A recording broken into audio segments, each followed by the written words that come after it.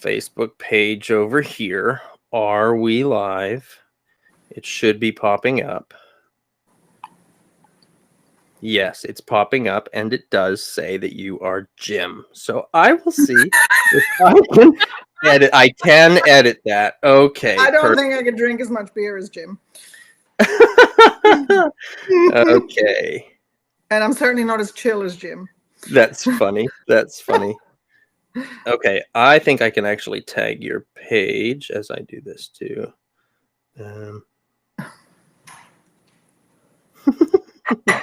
What? So folks know that neither of us work for NASA. Like, that's just the big thing. Neither of us are technological professionals. That's why I said to you, it's all good. The husbandly unit will make it work. It's perfect. It's perfect. You know how it goes in my house. They try and train me and teach me.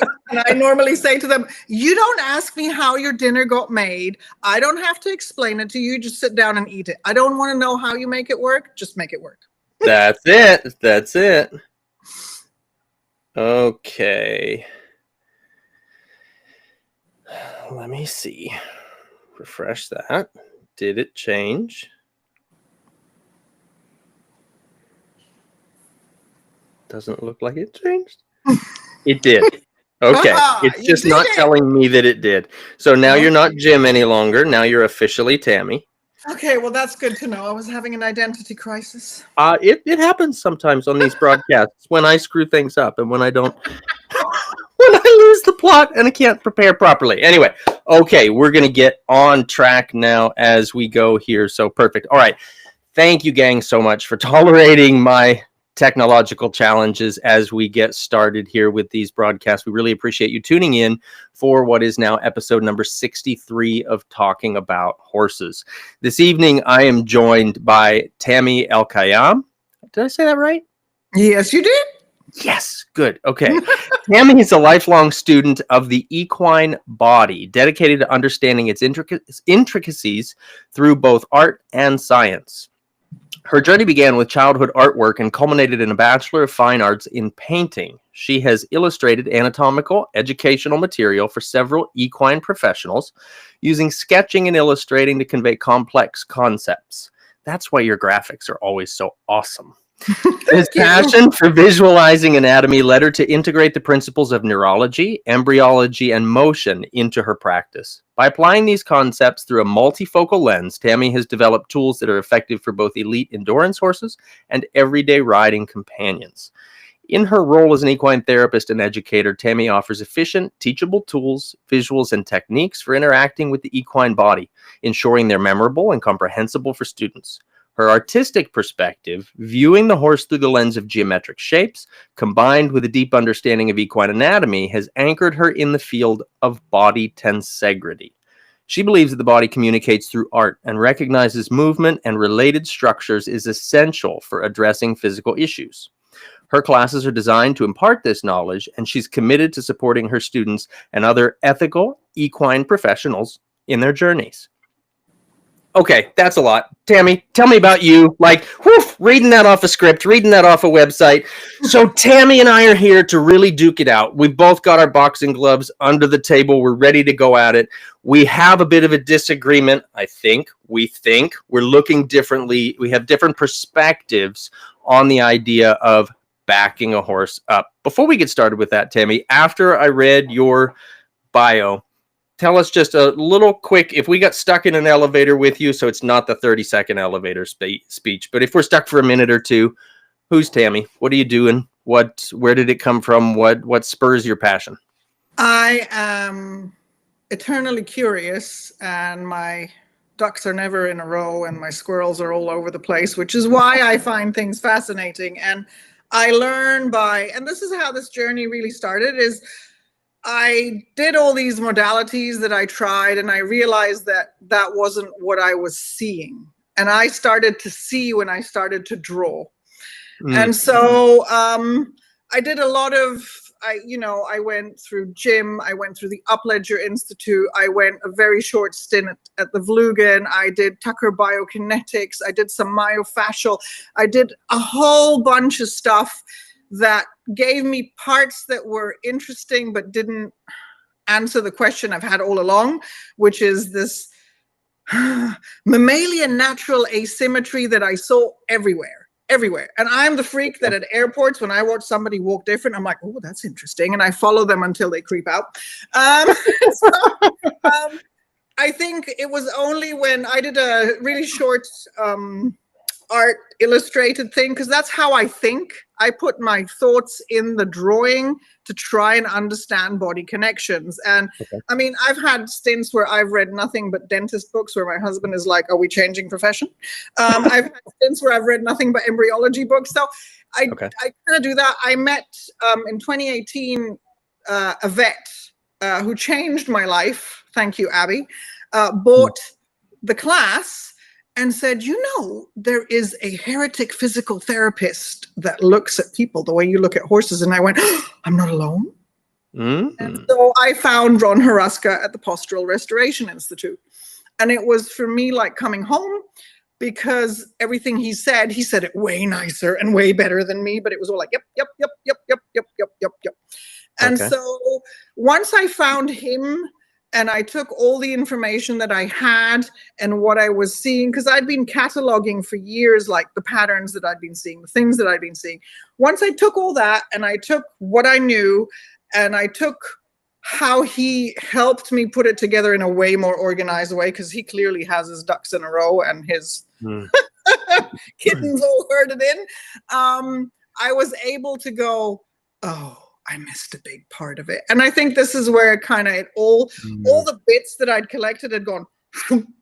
And, you know, really the Facebook thing was a journey of like documenting what I was discovering, what I was struggling, how I figured it out, what I was learning. And I just put it out there because I think everyday people need help with figuring out what their horse is doing, because we all love horses, right? I don't assume anybody's doing anything to their horse on purpose to be mean.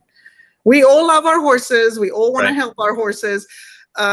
You know, we all have our limitations, be it financial, where we're located, the discipline we're in, whatever, but we can still make it better for them, right? So that's kind of what I do. I'm not looking to be a specialist. I have created a body of work based on what we all do, which is, you know, we observe the world around us, we have experience that guides us, and we have knowledge, and that helps us form an informed opinion.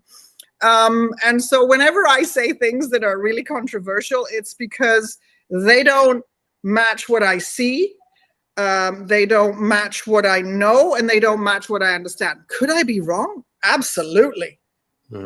Right? Like, I don't claim to know everything. I read something the other day that I literally nearly fell off the treadmill, because I was listening to Jaap van der Waal, who's like the godfather of embryology, and he made a statement that made me go, whoa, I have to go and examine that now, because maybe that puts some of what I do in question. We have to open to going, ooh, maybe I did have the wrong end of the stick. See, and I love the way that you said that. Whoa, I've got to go examine that. Right? Yes, like when you posted your post about the backup, stop shoving your horses backwards, right? Or stop shoving them on the back end. I forget exactly how you worded that. But that was my first thought was, it was a little bit of a, okay, I'm strong in my opinions on this. So it was a little bit of this reads like a crock of shit. I'm not going to lie to you. Which is fair enough, but the thing is, what I wrote, what people understood from it, and how they responded are like, whoa. Yes, and that's why I said that reads to me like this. And I know I've read posts that you've written before, and we've had discussions in the past where I've been like, I don't think that's what I don't think the way it's being received is the way it was intended. And so that's when I reached out to you right away and said, hey, I'd like to talk to you about that. Right? And we've had lots of discussions before about different things. And, you know, I have to put out front right away, I am aware that this is a well-established thing. I am aware that while the establishment of the equine, like, let's look at FEI. If you're going to ride an upper-level dressage test, you are required to do it. And so the point of the post was like 90% of horses aren't set up physically or emotionally to do it. And 90% of people are floundering when they're asking the horse to do it. And that's where things go wrong. So when I said, don't do it, I'm like, if you don't know what you're doing, and if your horse is not set up to do it, you shouldn't do it. If a horse can't go forward in 3 good gaits in a balanced, controlled fashion, how is putting it in reverse going to help it? And I've asked lots of people this, because I've had people tell me that backing up is going to build strength, that backing up is going to fix stifles and hocks, that backing up is going to give balance, that, you know, I mean, I've seen people use it as a punishment, right? And so I'm trying to raise awareness of what it's doing to the body. That is my realm. I work with the tensegrity of the body and how it moves. Do we need to do it? Because if there is an emergency, get out, we need to use it? Absolutely. Does the horse need to learn it? Absolutely. But let's set everybody up for success. And the reality is out there. And so, and I want to add to that, you know, talking about building strength and things like that. I know I've got several of my students that either are listening to this live or are going to be listening to the replay, and they'll probably send you a message saying, we've heard him. He says that the proper rein back cures everything but pink eye. And I feel confident in making a statement. Obviously it's a broad stroke statement, but if we were to rein back to the pharmacy, we could get the cure for pink eye. Okay. So, but I want to dive first. Yeah. So first I want to break down, if you're okay with this. And I want everybody to know, like, you and I agreed to do this. And what I think has been great is that we've talked about how the professional collaboration for this kind of stuff is really important. Yes. What we didn't talk about is the rein back, is backing up. Like, I feel like that was like an understood, we're not going to touch that until we're live. And I really I love that. Because I find, because I do it like, with people like Monique and other people that I collab a lot with. I do it with Dr. Shelley Appleton sometimes, because we discuss what we're going to say. It's like the conversation's already happened. And then when you come to the thing, you're like, So that's why I was like, let's keep everything. Absolutely. And I love that, because it's, you know, neither one of us kind of know exactly what the other's going to say. Like, I think it's obvious already by now that this is not a scripted conversation, right? We're going to go with it, how we're going to go with it. And this is really what needs to happen more. This is 2 professionals that share that have strong opinions that are differing, and we've come together to talk about it. And I think it needs to happen more. We're that far apart. I agree with you. I definitely, I think that I agree with you.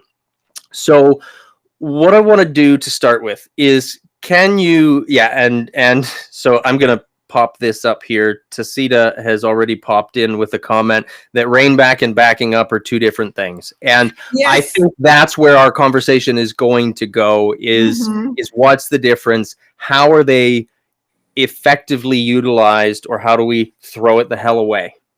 Right. And I will agree that I dumped everything into one basket, because in my mind, you know, as I said, I see it for so many reasons, even the rein back.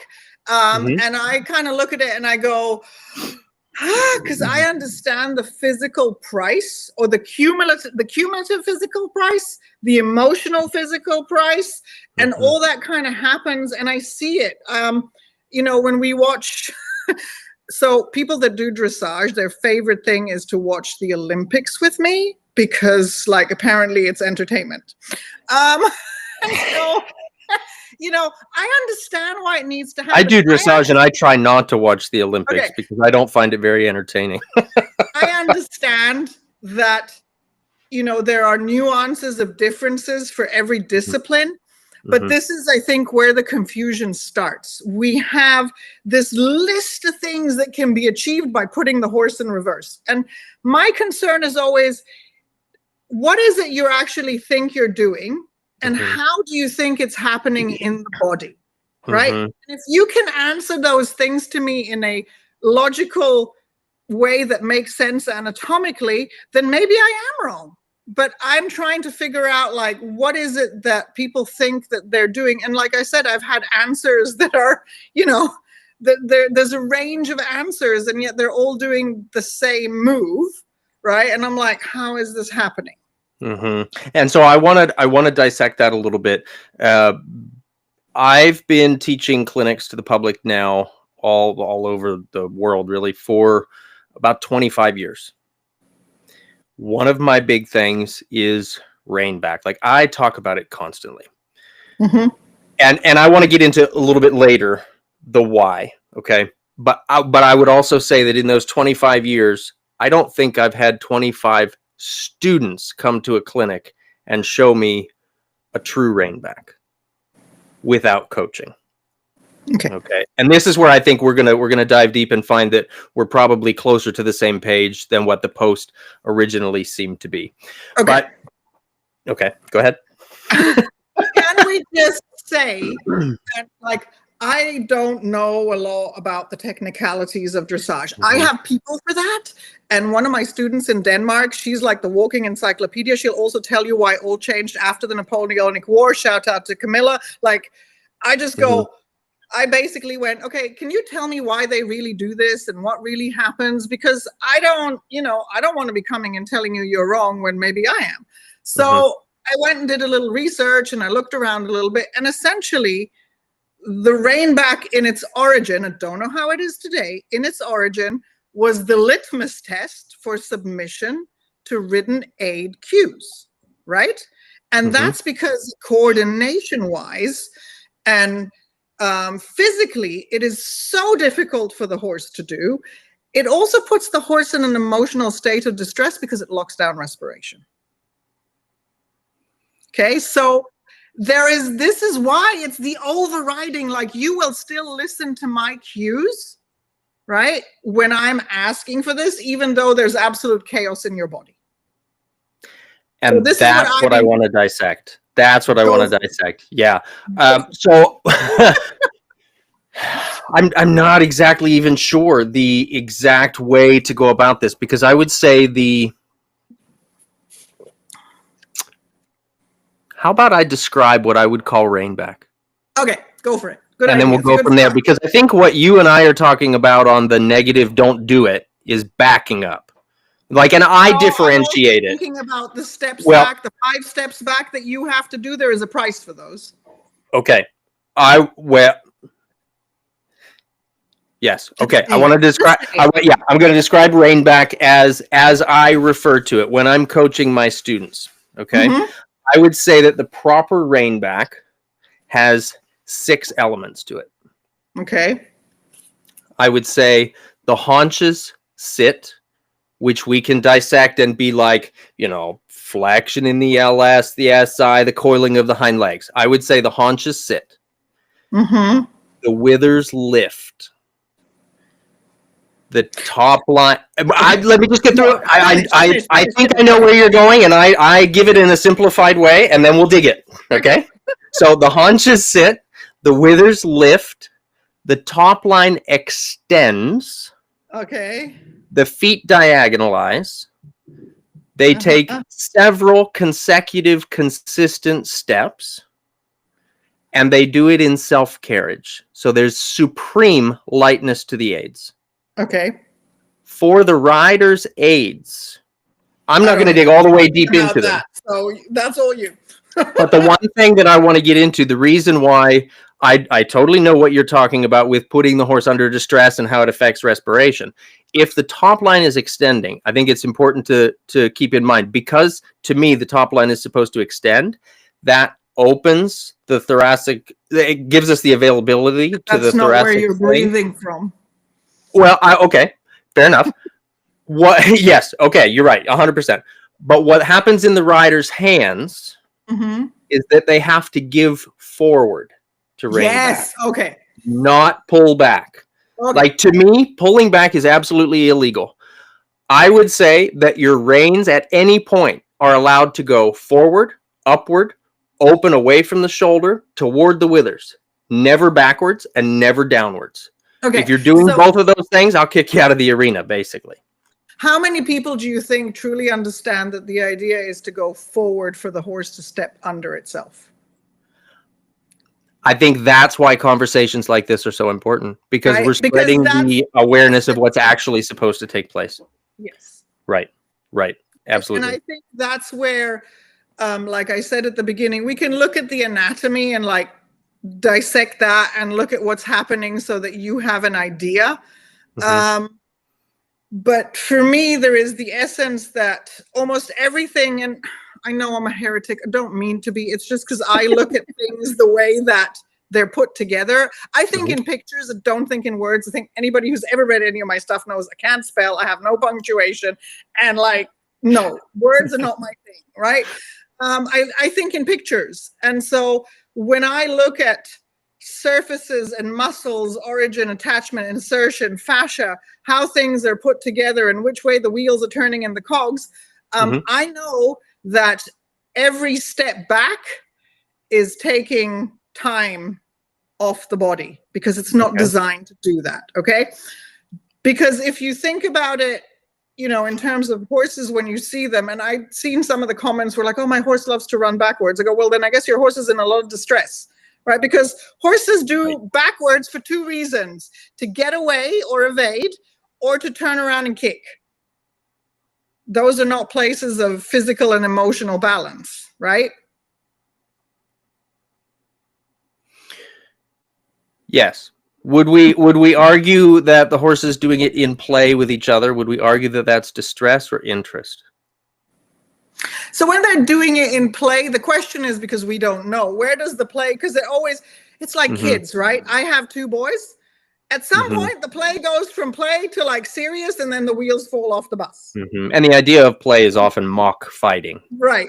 So I don't know.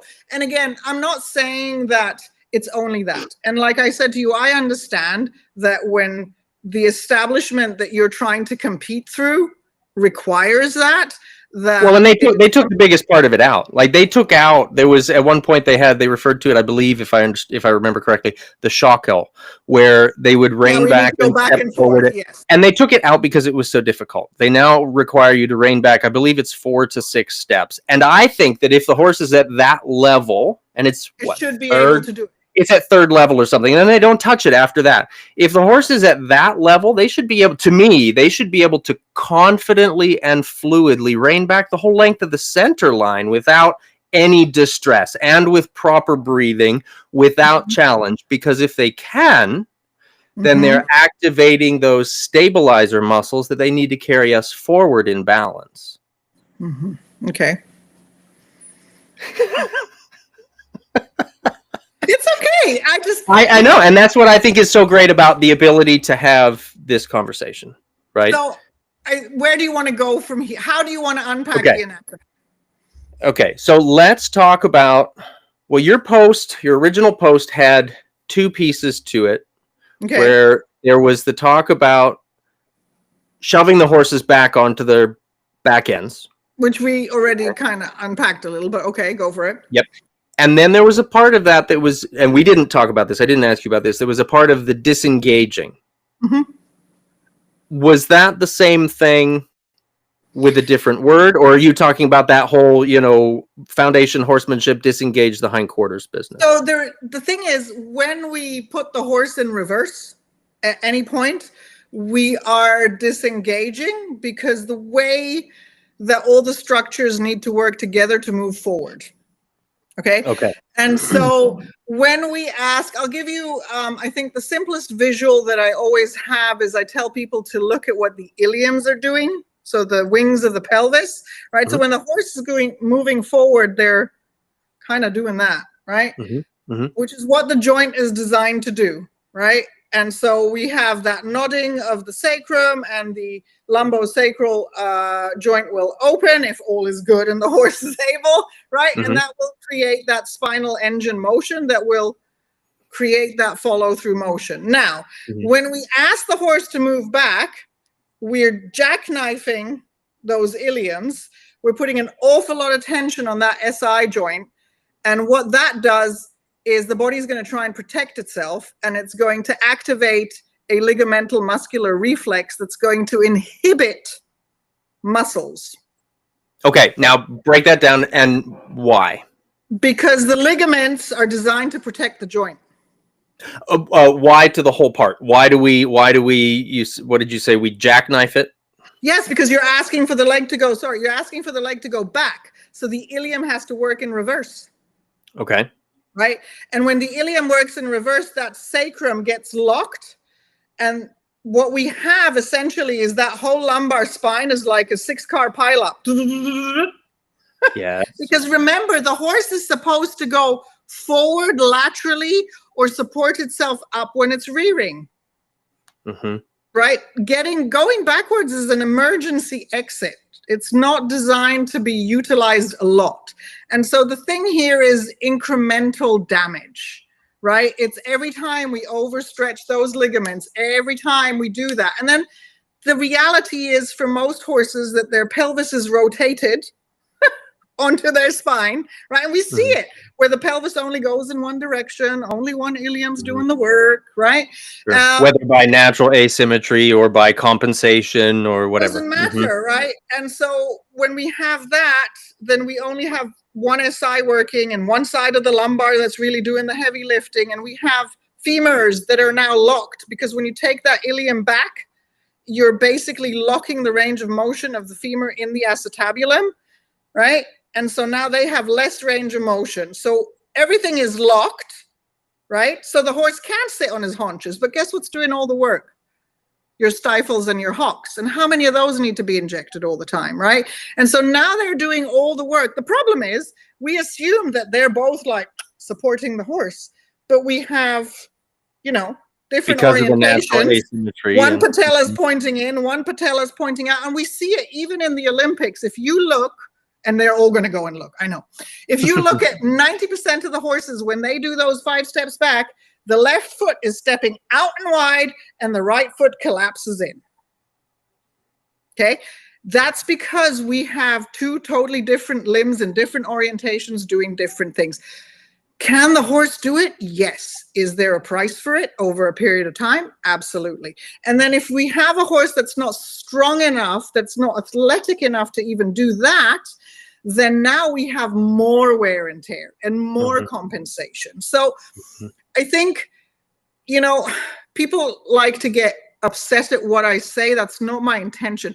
I only care about my client, and my client is the horse. Even though Shelley's trying to educate me that my client is also the human.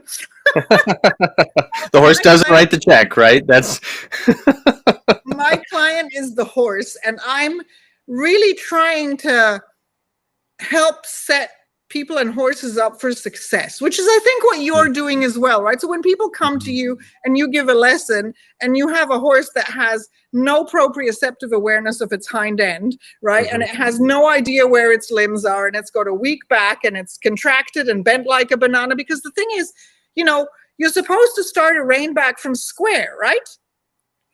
Ideally, right? Yeah. Right. Okay. As they're calling in tests and things like that. Yeah, sure. You can stand square on your feet and still be shaped like a banana up top. Exactly. I think, you know, I'm not trying to tell people how to do their job. I have, like I said, I base my understanding on my collecting of the things that I observe, what I see every day, and what I know about biomechanics, embryology, and kind of the physiology of the body. And so for me, like, I understand why people do it. You need to have a reverse button. I'm not saying you don't, right? Horses need to reverse out of a trailer. They need to do all sorts of things. I'm just saying that every time we use it, it's money coming out of the bank. Okay, I can see that. And that's something I talk about with students all the time. It's you're either making deposits or you're taking withdrawals, right? Okay, and so lastly, I just want to point out with respiration, and it's something that's kind of interesting for me. I did the little video about like the TMJ and the hips, and I thought that was common knowledge, and it would just kind of like, oh, she put out a reel. Well, apparently not. So yet another thing that is not considered often is the sacrum needs to move with a diaphragm. And so when we've locked the sacrum up, because we've put the horse in the reverse motion, now it's using its front end to respirate because nothing is moving back and forth. So now it's going to be harder for the horse to be light on the front, which is why it is the litmus test for compliance to ridden aids.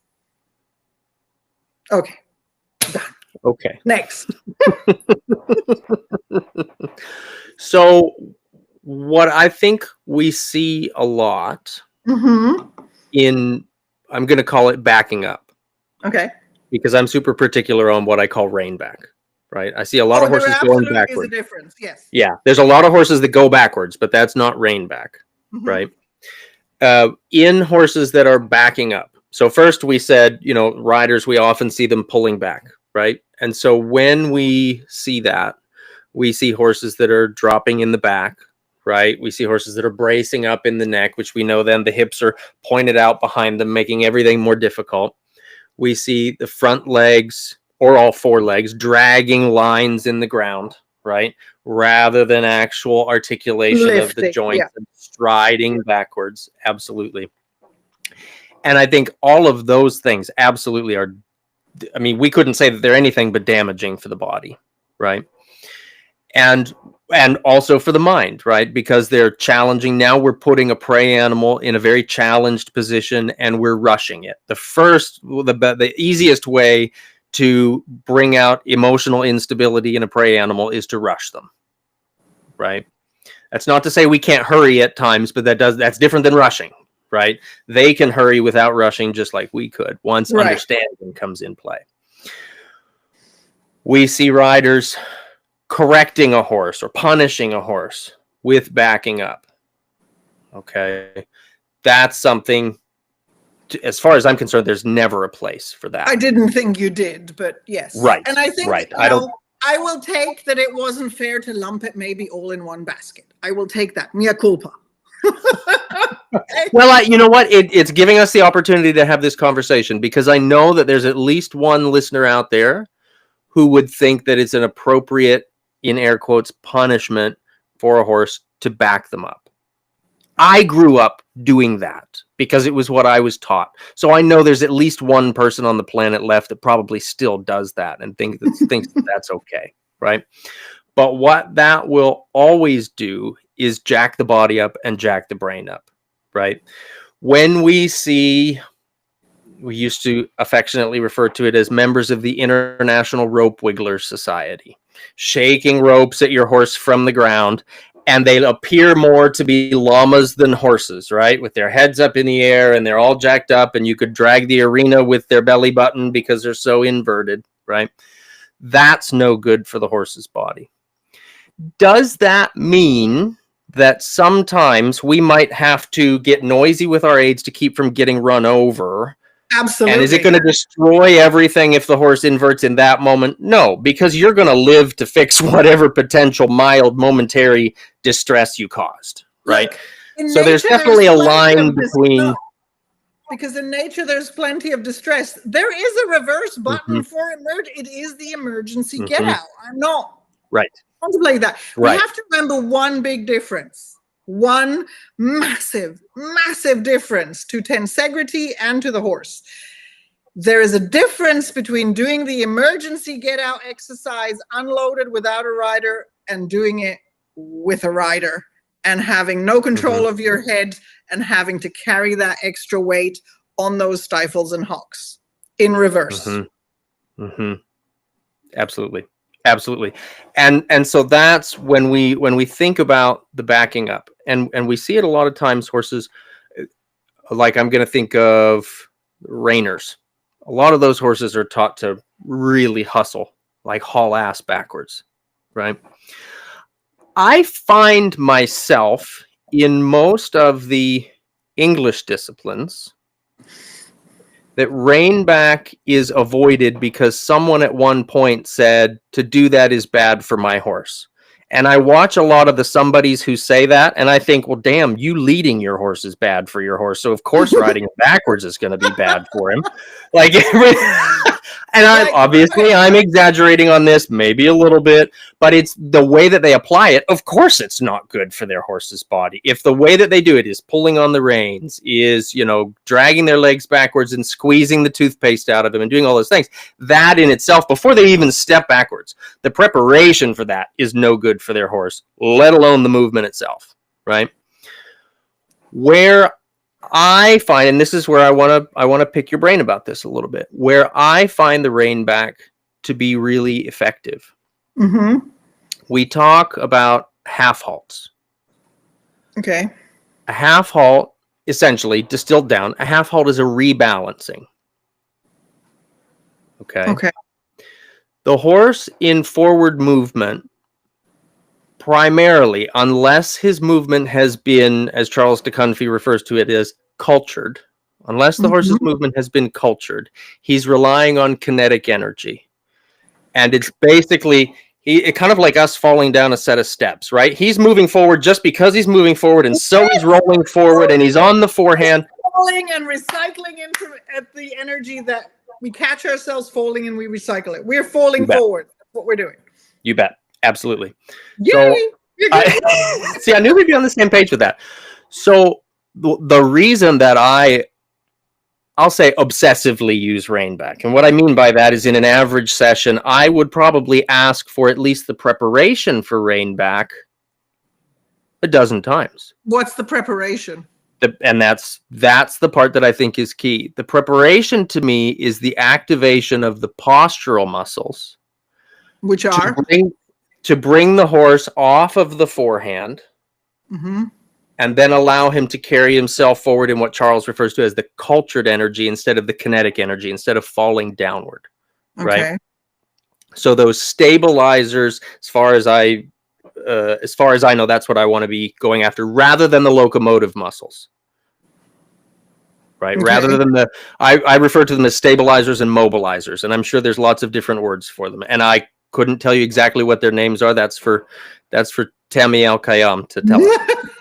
No, because the muscles that you pick as stabilizers and as locomotors help me understand what you think is happening in the body. That's why I'm asking. I'm not trying to trip you up. No, that's totally fine. Yeah. Because I'm trying to understand, like when you say you're trying to get the horse to stabilize, well, stabilizers are all the things that are close into the body, right? So that would be your internal groin muscles, your abdominals. You're basically asking for the core to activate. I teach my students that would be your multifidus, your diaphragm, your pelvic floor, and your transverse abdominal. They're going to create a tube. Okay, yes. That tube allows for the diaphragm to keep air compression. We sit on air, and I think this is what's really hard for people to understand.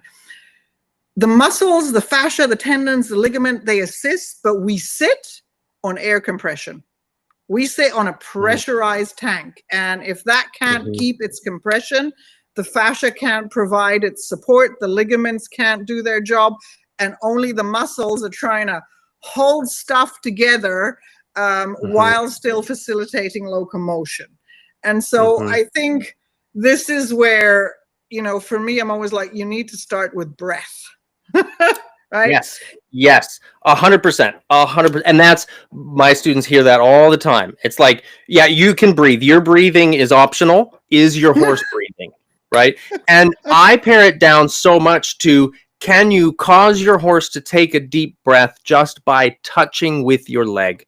Can you relax the whole body enough that because you asked a question, he felt like he could breathe better? Okay. Right? Which I know is not something that is on the vast majority being taught yet, at least. Because it's the vast majority that I think is what we're talking about is discipline and do the thing and control. And we still want that. But we want it within acceptance, right? I'm always preaching I want acceptance before obedience. Okay. But I also want obedience in the way. I want integrity of tube before motion. Because the thing is, there you go. You have to understand that all land dwellers, right, that are mammals, locomote, except for things that live in the ocean, locomote through tetrapodal motion. So that counter rotation of hips and pelvis. Right. So when you walk, because the turn of the waist is what creates spinal torque. And if you're doing it in reverse, you're not getting that. And so you must have good internal pressure in order to sustain the structure while you're asking for dynamic movement. Okay. Yeah. And so when we would ask for a rein back, I would say, you know, we always talk about, or we see riders, we see trainers, hear them talking about correcting a crooked rein back. Mm-hmm. Most of my students will tell you that I don't try to do that, that the proper rein back is correct, but that the rein back will tell us where there's a deviation, where Okay. there's a weakness, We where totally we need to agree with fix that. those things. Okay. Yep. Because you will see where the pelvis goes, what the legs are doing. You know, is it stepping back like it pooped in its pants, or is it collapsing? Is it able Mhm. to sustain itself and the rider and actually lift and articulate the legs? So yes, Mhm. if you Yes. do, if you ask a horse to back up, the truth is there for you to see. Yes. Yes, absolutely. And it's awareness and understanding of utilizing those stabilizing muscles in reverse, I think, are very closely tied or linked to how it's going to carry us forward. Right. Absolutely, And because that's the question I always ask people. I'm like, if you can't go forward well in 3 gaits and be like balanced and nice and fluid, how is Mhm. going back going to help improve that? And I think that that's the question I always ask people. And, you know, they get upset with me because they're like, well, it does. And I'm like, but how? I'm ready to be wrong if there Mhm. is a how, right? Absolutely. And that takes us into, I think, a little bit, or at least brings my mind into how soon is too soon to ask a horse to rein back. I think if we distill that question, it's how soon is too soon to ask a horse to be aware of where their balance is and where their posture is. And I start that before I put a halter on a foal. Because when we try to lead a horse, we're trying to direct their balance. What I don't want to You should do be is driving them, not leading them, but okay. driving, leading, floating with, like, what I think we're on the same page with it. We're just talking about it in different words. But what I don't want to be doing is dragging a horse, right? Or being drugged by a horse. Either way, like, I don't want to be the sled and I don't want them to be a sled either. But I don't want to be perpetuating a loss of balance or a lack of balance, right? And I want to feel, so let's say I'm putting a halter on a horse for the first time. I want to feel, if I make a request from your chest or from a rope around your neck, can you feel a rock back? That's all I need. That's a start of a rein back, right? And I Okay. tell students all the time, if anything's going right, halt, rock back or rein back, and reset. So it's Okay. rock back if necessary, rein back if possible, reset the question. Right. So horses are actually designed to sit in a deep squat. So there's a lot in the Western world that's actually kind of wonderful. One of the ways that I tell my clients to really improve their horses' kind of hind end balance, because we have to keep in mind something that is obviously ignored, and I don't know why, which is called central pattern generators. So my kid, one of them walks just like my husband. It's a totally different human being, different experience of life, same gait. Okay. And this is a genetic component that comes in. And so there's always that genetic element that we need to take into account when we start to work with a horse, and how their body is put together and what are their actual capabilities in terms of becoming an athlete, right? Okay. But I think the thing is that we need to keep that in mind, that like some things the horses are designed to do. They're designed to sit in a deep squat. Good for them. They're designed to move off laterally really well, right? And if you get the horse to sit in a squat and move off laterally, right, both directions, the goal is not, and this is where I think people a lot of times struggle with what I try and do, the goal is not symmetry, the goal is ambidexterity. Longevity, balance, you know, athleticism, it all comes from ambidexterity, right? And so, yes, a deep squat is good. Moving off laterally is good. The horse can go up. We know that. It's easy for them. They're set up to do it. The problem with going back is all these motions, right, are stable. Going back is not. And so the horse needs to be set up to be strong enough to be able to do that, to be coordinated enough to be able to do that, to have enough body awareness so it's not goose stepping. Scrambling around. Mm-hmm. And there needs to, and I think where I struggle with it a lot is the way that the horse is forced onto it. Because if you look at like the pain ethogram, the ridden face pain ethogram, if you look at the helicopter tails, the flat ears, the droopy eyes, the open mouth, the lollygagging tongue, all that stuff, you kind of go, well, you're asking to dance ballet, but you're bringing a sledgehammer to a body that can't do it, right.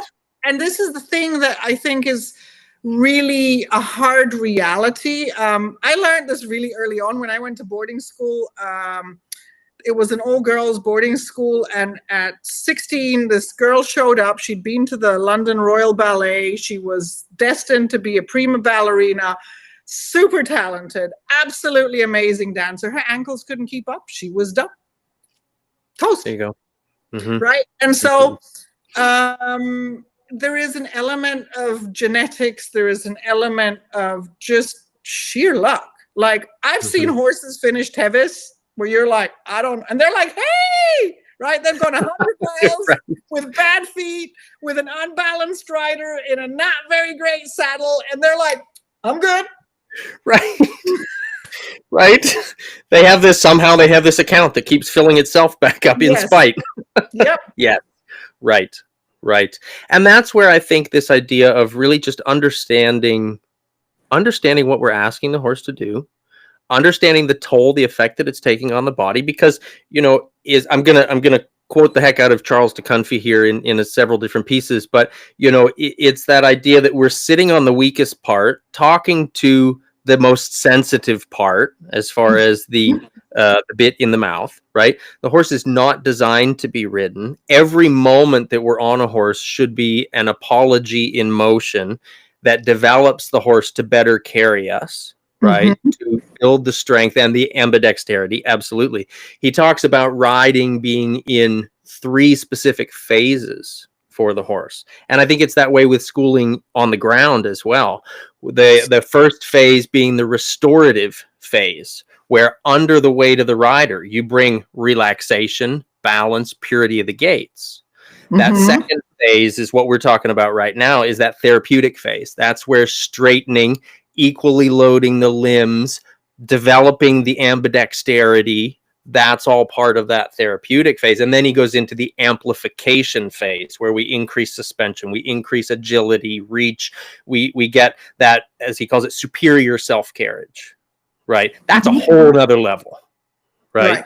And that can be a little bit like what we're talking about with not that level itself, but when we think about higher level riding, it sounds a lot like what you're talking about with the prima ballerina whose ankles couldn't hold up. There's a lot of horses that, when we think about, my horse in the backyard, I want to do Grand Prix dressage with him. Well, I don't want to sound like I'm snickering about that, because I'm not, and maybe that horse can, right? But statistically, in the US, when we're talking about dressage, statistically, 80%, at least the last statistic I read, 80% of the horses were participating or competing at first level and below. Of the remaining 20%, 80% were at second level. Why? Because there's athletic benchmarks that many horses under the weight of a rider can't achieve. And there's a sophistication that many riders can't achieve beyond that for their own asymmetries, their own abilities in their body. Does it mean that we can't ride things that are upper level? No, not at all. It just means that, on the competitive side, to really develop those well. And then we also see the other side of that, where we've got what looks more to me like a bunch of orangutans running around with razor blades. We've got horses being manipulated with all this ugly crap, and that's why we've got pictures of blue tongues and all this other shit is all it is, forcing horses to do these things that absolutely breaks them down, because we have the ability to make it happen, right? But at huge withdrawals from that bank account, right? So again, to quote Charles, this is where he would say that, or I've heard him say, I shouldn't say this is where, I don't want to put that on him, but I've heard him say many times that the rider without a theoretical knowledge is an unteachable rider. I would, And that sounds like a little bit of a agree to an hard extent. statement. Yes. I would Yeah, agree to yeah. an extent. I think, you know what? There's a couple of things that always stand out to me. So when I have zero patience for being in this. I'm like the horses. I go into school and I'm like, I can't do this. Like, Okay. Yeah. Zero, I don't have the attention span. And so I have a lot of respect for people that have amazing equitation and knowledge and like know all the ins and outs. And I sit next to Camilla and I go, that's wrong, that's wrong, that's wrong. She goes, well, she's been counting beats and she can ring them off like that and she can see it. And I'm like, Yeah. Right? So Yep. it's not my thing, but I feel for the horses because I think a big part of horses struggling to do things in the school ring is because they never get an out. So I'm a big believer in a lot of what like Steinbrecht did, where we go and we take the 4-year-old and we ride it in the field until something is offered and we harness it. Right? Absolutely. The old campaign school. Right? Yes. Like when I was growing up showing horses, to campaign a horse meant that you were showing him. But the campaign school that is referred to in, I believe it's French, and I don't speak French, but is a word that translates essentially to riding out. It's not getting the horse ready to show. It's riding him out in the fields, letting Mother Nature teach proprioception because under the weight of the rider. Things offered. Right? So, most endurance riders that I know will take, Jeremy's the king of it. He will get on a horse. It's kind of broke. And he'll just ride it out. And the horse will figure it out along the way. Right? And, absolutely. There is a curiosity for the horse in that of like, oh, what are we doing? Where are we going? Absolutely. Which makes learning, because horses, whether, even though their brain isn't that large, they're still going to learn like we are. So the more sensory the experience is in a positive way, the better we learn, right? And so natural curiosity is always going to make you feel better. And horses learn through movement by looky-looing. Where are we going? What are we seeing? And those novel experiences are better for building in the brain and the body.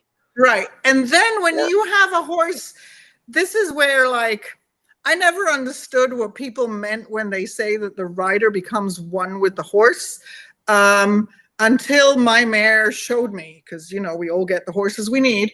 I used to be riding out on the trail and be going around, when I get to the tree, I'll turn around. The moment I thought turn around, she would plant her foot, spin her ass, and she was tiny, and we'd be going in the other direction. I was like, I didn't do anything. And I test drove this. Like, what was I doing? Did I change my body? Did I change my breath? And I think that's where you get to that point where it's like, when you live with somebody for long enough and they just finish your sentences. They know what you mean when you just look at them. And I think when you're there, then you can go to those places and the body is physically fit and set up for success. Then you can go to those places where, like, we're going to do something really hard. You're going to hate it. And then it'll be done. Right? Absolutely. And that's one of the things that I think is so essential to, like, when you talk about, I hate the equitation, but that's, when we talk about, when we're thinking about the things, right? That's a bit of, and maybe I'll misquote this, the ideomotor response in our brain, the gist of which says you can't think a thought without your body making a change. Right. And I think that's what we aim to develop with the horse. Right. And we hear riders say all the time, oh, he's just anticipating, like, I was getting ready to do that and he just went into it. And it's like, and you think that's a bad thing? Yeah. That's what we're striving for, Yeah, absolutely. And I think for the majority of our horses to do those things well, they also have to be in that state of balance within themselves. Yes.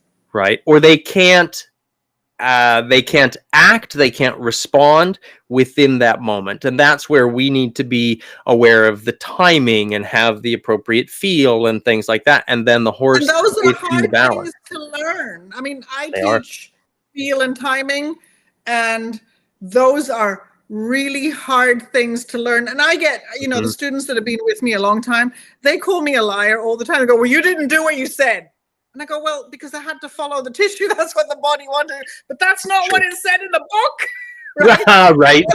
Right. And the case of like experience, timing, and feel. And Mhm. those are just learned through hard sweat and tears. Mm-hmm. Absolutely. Right. And Absolutely. I think, you know, it's hard for me because, I mean, Monique, who lets me do a lot of experiments in her barn on her horses, because I take all my ideas out on the porch and I kick them around really good with a baseball bat before I go, yeah, this actually works. The idea is not the horses. I'm just going to stress that for everybody listening. Yes. And so, you know, she has a 19-hand horse that was doing upper level dressage at 4. Mm-hmm. Right. Of course, you know, they totally broke him. And I'm like, Right. This is where, when I come and I say to you, please stop doing this, this is where I'm coming from. I'm not trying to, you know, single-handedly change years of tradition. I'm just saying, like, can we be mindful of what we're asking these animals to do? Can we be mindful of their physical state? And can we educate ourselves? I won't ask a horse to do that because I don't have your finesse, right? I don't have your timing. I don't have your knowledge. I don't have your finesse. I'll be like, hang on, let me turn the horse around. Which direction you want me to go? Because you know. Mm-hmm. Mm-hmm. Yeah. And so, and one of the things that I think we need to consider also, whenever we're talking about doing these things with the horses, we said the horse needs to be in balance, right? Yes. My brain just took me into 3 different places here at this point, but okay, write them down and we'll go through it one at a time. Right. It's like, where in these notes do I have this piece? Oh, I didn't write that down. When we think about balance under the rider, that's different. I think it's important for riders to understand self-carriage is not just giving the horse all the reins and he carries himself around the arena. That's not self-carriage, right? Self-carriage, as we talk about it from a developmental phase, self-carriage is the horse being able to return to their natural state of balance with the rider on them. When the rider's on them, 2/3 of the weight of the tack and the rider are now on the forehand. So by being on the horse, we naturally amplify this front end that is structurally bigger and heavier, right? And all the weight wants to be carried there. I'm generalizing when I say all the weight, but we put more weight on the end that's already carrying too much weight, right? So for a horse to be in self-carriage, they have to develop enough strength within their own body that in the balance and then in locomotion, they've got the load balanced. If they're balancing that load, they can't change where we are unless they buck us off, right? So 2/3 of the weight of the tack and the rider will always be on the front end. Which is why air compression is so important. Exactly. That's the first place my mind went when you said that. And that's where it's important that the horse learns how to carry themselves back on that hindquarters, right? One of the things I say to students all the time is you're either working toward collection or you're working toward navicular. There's not really many options in between. There is no riding in neutrality, as Charles would say. You're building them up or you're breaking them down. Yes, I agree with that. And oftentimes in the building them up, there's things that will take tax and take toll, right? And that's where the idea, I think, of the body work and restoring and, you know, putting in those other deposits are really important because the act of being on the horse in the first place is going to break him down. Okay, can I raise a really important question? Remember what you were going to say? Write it down if you need to. In relationship to the respiration. So we have to understand that horses, so I do this exercise with my students when they come to the class and I show them all that they're not breathing correctly. Humans do it as well. We're all chest and shoulder breathers, right? Totally. We're not actually inflating our diaphragm correctly. And air, like fluid, will take the path of least resistance and fill our abdominal cavity, which is not what it's supposed to do. Our ribs, just like the horses, are supposed to lift and externally rotate. Okay, that's a full breath where we fill the entire lung cavity, right? And most people can't do it, particularly on their right side. And so horses are the same. And because when we ride, we sit on their back and we impact that fascia and we impact the diaphragm and we impact those ribs, they become shoulder and neck breathers like we are, right? And so for me, this is like my students know my golden rule is 3 frames and a diaphragm. Okay. Yeah. Yeah. right? So because 3 frames give you spinal motion on all 3 axes, and the diaphragms gives something for the spine to sit on. So explain the 3 frames. That's something that you just recently posted also, and I thought that was a really So the great 3 post. frames is basically, you know, I learned about axis of motion and people were looking at single joints and I'm like, no. So basically you have a lateral frame, which comes from the aquatic life, our leftover, which is bilateral contraction of our axial skeleton, right? We have 2 rows of muscles up top and ones that go underneath and flank the side, right? And those, if you look at a salmon piece, it's really easy. If you look at a salmon steak, create that push and pull, right? Then we have our dorsal ventral motion, which is our flexion and extension, right? Again, aquatic life, kind of very primitive motion. Yep. And then when we came to land, right, we had to create more torque. We got spinal complexities and we got tetrapodal motion, right? And in order for the spine to move correctly in all 3 segments, and in order for force transfer to be correct, and for the limbs to amplify the motion that the spine is generating, you need to have availability of 3 frames of motion. So this, and this. And all of that creates a tube. And the tube integrity is held up by the diaphragm, by the air compression, right? Which is why 3 frames and a diaphragm. There you go. I love that. And classically speaking, again, this is, I'm going to pull in Charles to Comfy with this, but classically speaking, Charles talks about how the horse has 3 knobs. We're always turning 3 knobs. Oh, I like that. Cool. It says long and short. Yes. Left and right, bent and straight.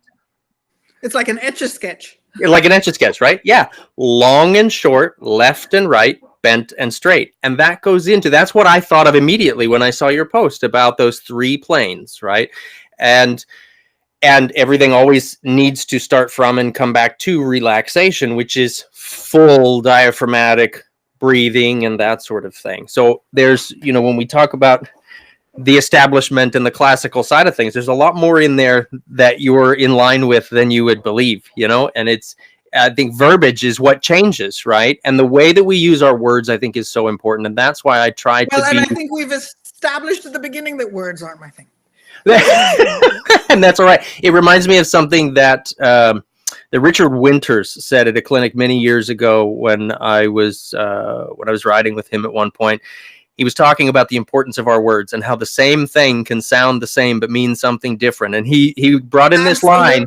He said, you know, poor Blue was so blue, he blew his nose in my blue handkerchief, you know? And it's like, well, yep, that's all very different meanings of blue, right? Right. And that's where I get a bit maybe pedantic about it when I'm with a student and they're like, well, this is this. I'm like, wait. What do you mean by that? What are we talking about here? What are we going with this? You know?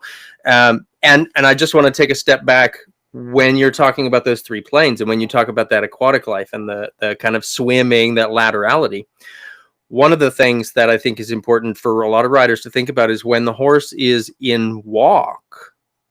Walk is one of the most telling gaits there are. Absolutely. And there's a line that I will give credit to my ex-wife for this line because it's a perfect line. And once a person has heard it, they do not forget it.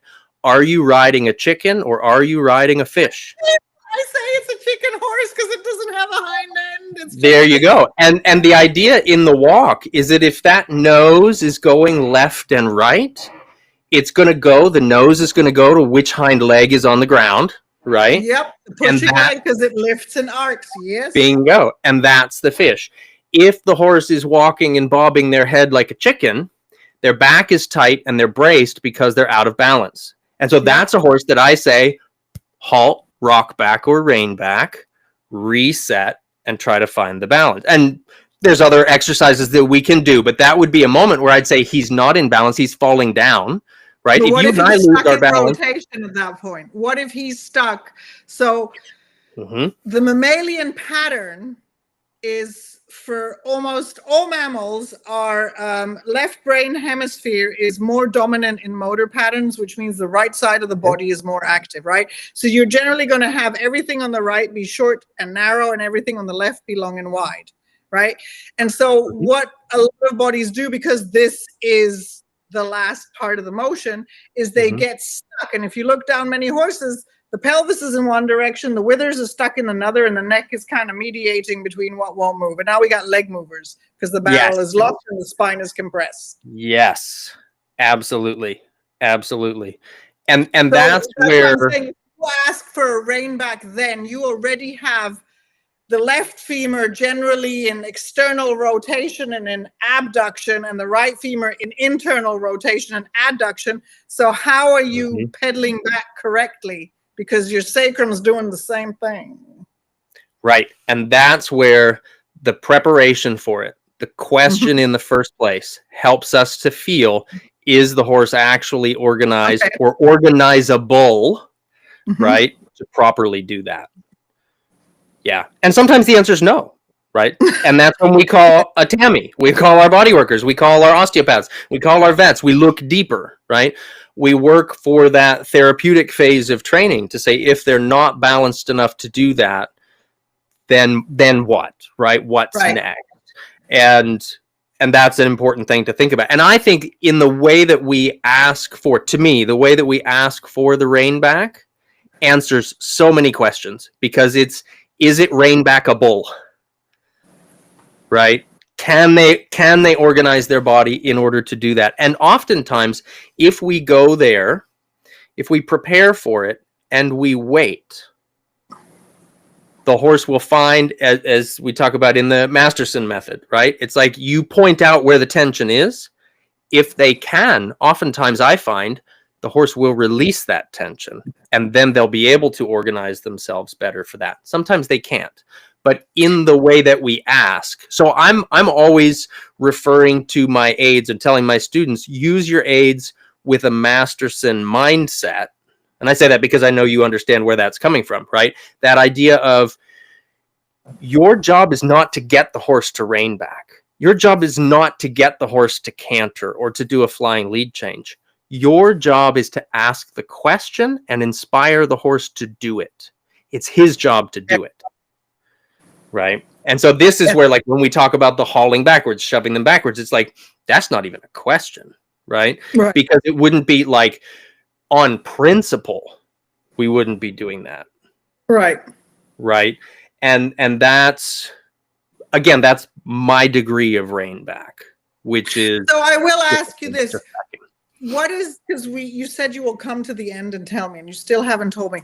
You said it's the cure-all for everything but pink eye. And so what is it that you think is happening when you do the rein back? Like, why do you think that's the cure-all for everything? I have my concept of why I think you think that way, but I'd be interested to know why you think it's the cure-all for everything.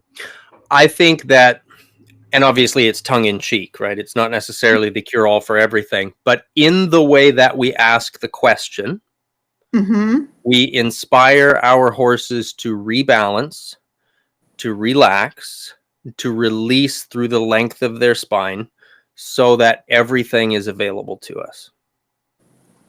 Okay. Because, and maybe this is where I've never seen you teach, and I think maybe that's where the gap is, because in my mind, in my brain, in my picture brain, which is how I think, right, I see the 6-car pile up, I see the jackknife pelvis, I see all of that, and I'm like, where is the relaxation happening here? Because for me, what happens, and I see it time and time again because I've watched people do it in various reasons for various degrees. What happens is the horse is so like, I'll just do this because the moment I do it, they let me go forward. And then they spring forward because they're like, oh, thank God we're done, right? Because horses, when they're stressed, they will rush through something. And so people assume that that means that you have impulsion. Or when they compress the spine so much by asking the horse to sit back down, they look at that and they go, look, its back is up. Well, yeah, but its pelvis is jackknifed and its femurs are rotated. 100%. Right? Absolutely. And so, I think for me, I haven't seen you, and this is where I'm going to say I can't have an opinion because I haven't seen how you break it down for a horse and ask. And so I can't have an opinion about something that I haven't seen. And it might be that when you break it down and you ask the horse to take that step back, they're doing it from a place of balance and control and good proprioceptive awareness. And I think so this is where the rein back is the get out of jail that people like, because it requires the horse to have so much proprioceptive awareness and so much coordination that it often puts online dormant things. And I think this is why you probably like it, is if there are things that are inhibited, dormant, or whatever, because the body has to go in reverse and everything is going, wait a minute, right? What we're doing is we're bringing awareness to other things. And so when they go forward again, they're like, oh, wait, I got more stuff happening. I'm more aware of things, right? The only problem with that for me is, like I said, is the cumulative damage of using that as a tool to practice proprioception and body awareness. And I totally follow your train of thought with that. And I think that where the difference comes in. So recently, I've become much more fascinated with craniosacral therapy. I was asking a horse to rein back, and a therapist, a craniosacral teacher, asked, I didn't know you took the cranial course. So when we're, like, let's say I'm on the ground in front of the horse at the nose. If you were to come into that cranial rhythm, and you might feel halfway down the body where there's, I refer to it as a kink in the hose. When I'm teaching my students, it's where's the kink in the hose? And I have students all the time that when we start talking about rein back, they'll be at the front of the horse and they'll say, oh, that spot just behind his withers, I can't rein back because that's stuck. Or, oh, that left hip is a little bit sticky, I can't rein back because that's stuck. So when we ask for the rein back, the aids should be not much more than if you were feeling the cranial rhythm in the horse. So I'm going to call you up on that one. So if you have a horse that has eyes, and love Mary Sargent with her expression, one eye's buying booze and one eye's buying fags, right? Because they're not parallel. You took your pick. Okay.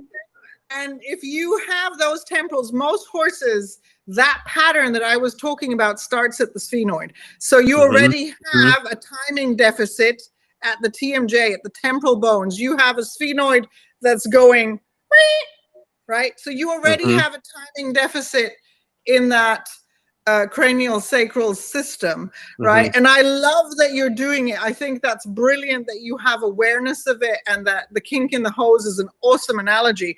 But I would suggest for you to play with that you look at that and you go, how level are my temporals? Because if they're not level, your timing is off. For now you got jackhammers. It's like an engine piston that's not quite right.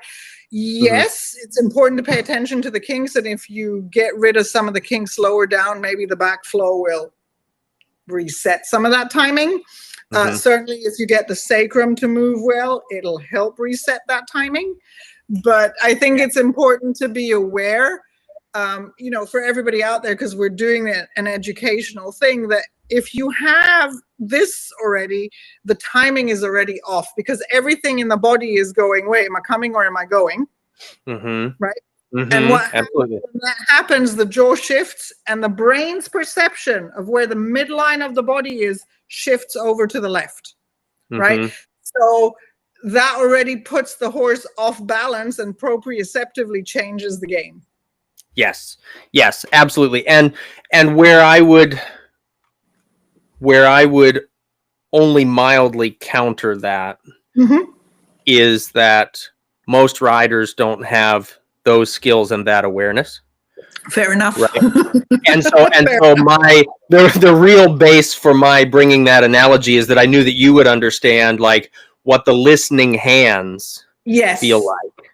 Right? And I love that you're making your students do that. I think it's so important. I had, when I started over COVID to do Zoom calls, because I couldn't go anywhere. I don't know if do you know Sarah Martin? The dressage trainer? Yes. Yes. So Well, and I had I've a lot met of her. Sarah once, but I shouldn't say I I know had her. a I've lot met of her her once. Yeah. students at the time. She was still living in Colorado, and I had a lot of her students do this. And what we actually found that was brilliant is through the homework, the students' hands got better in the ridden because they had better awareness of their Yes. horse's body, what it Yes. could do, what it couldn't do. Their hands got softer, their aids got better. Like, I remember we had this distinct conversation about it, that she really felt like they were coming together, and it really changed the relationship with the horse, even in the ridden work, not just on the ground. So I love that you're making your students that you're asking your students to engage in that and really pay attention to what their horse can and can't do, you know, and start from that point rather than from, I'm going to get on and make you do this. Right. And just monkey around with things. Yeah. And that's where it, you know, to me, it's so much of an awareness piece. You know, I was working through Pivo, through a virtual lesson just the other day with a client that is she's a veterinary acupuncturist. And when we were asking her horse to release the pole from the nose, I said, use your palpation hands, right? Like, put on your palpation hands when we're doing this and feel. Can you feel that from there? Rather than, so many riders think that it's, I have to do this thing to make this happen. And that's where I try to always bring in that idea that it's not my job to make it happen. It's my job to ask the question. And oftentimes my question is, what does this mean to you in this moment?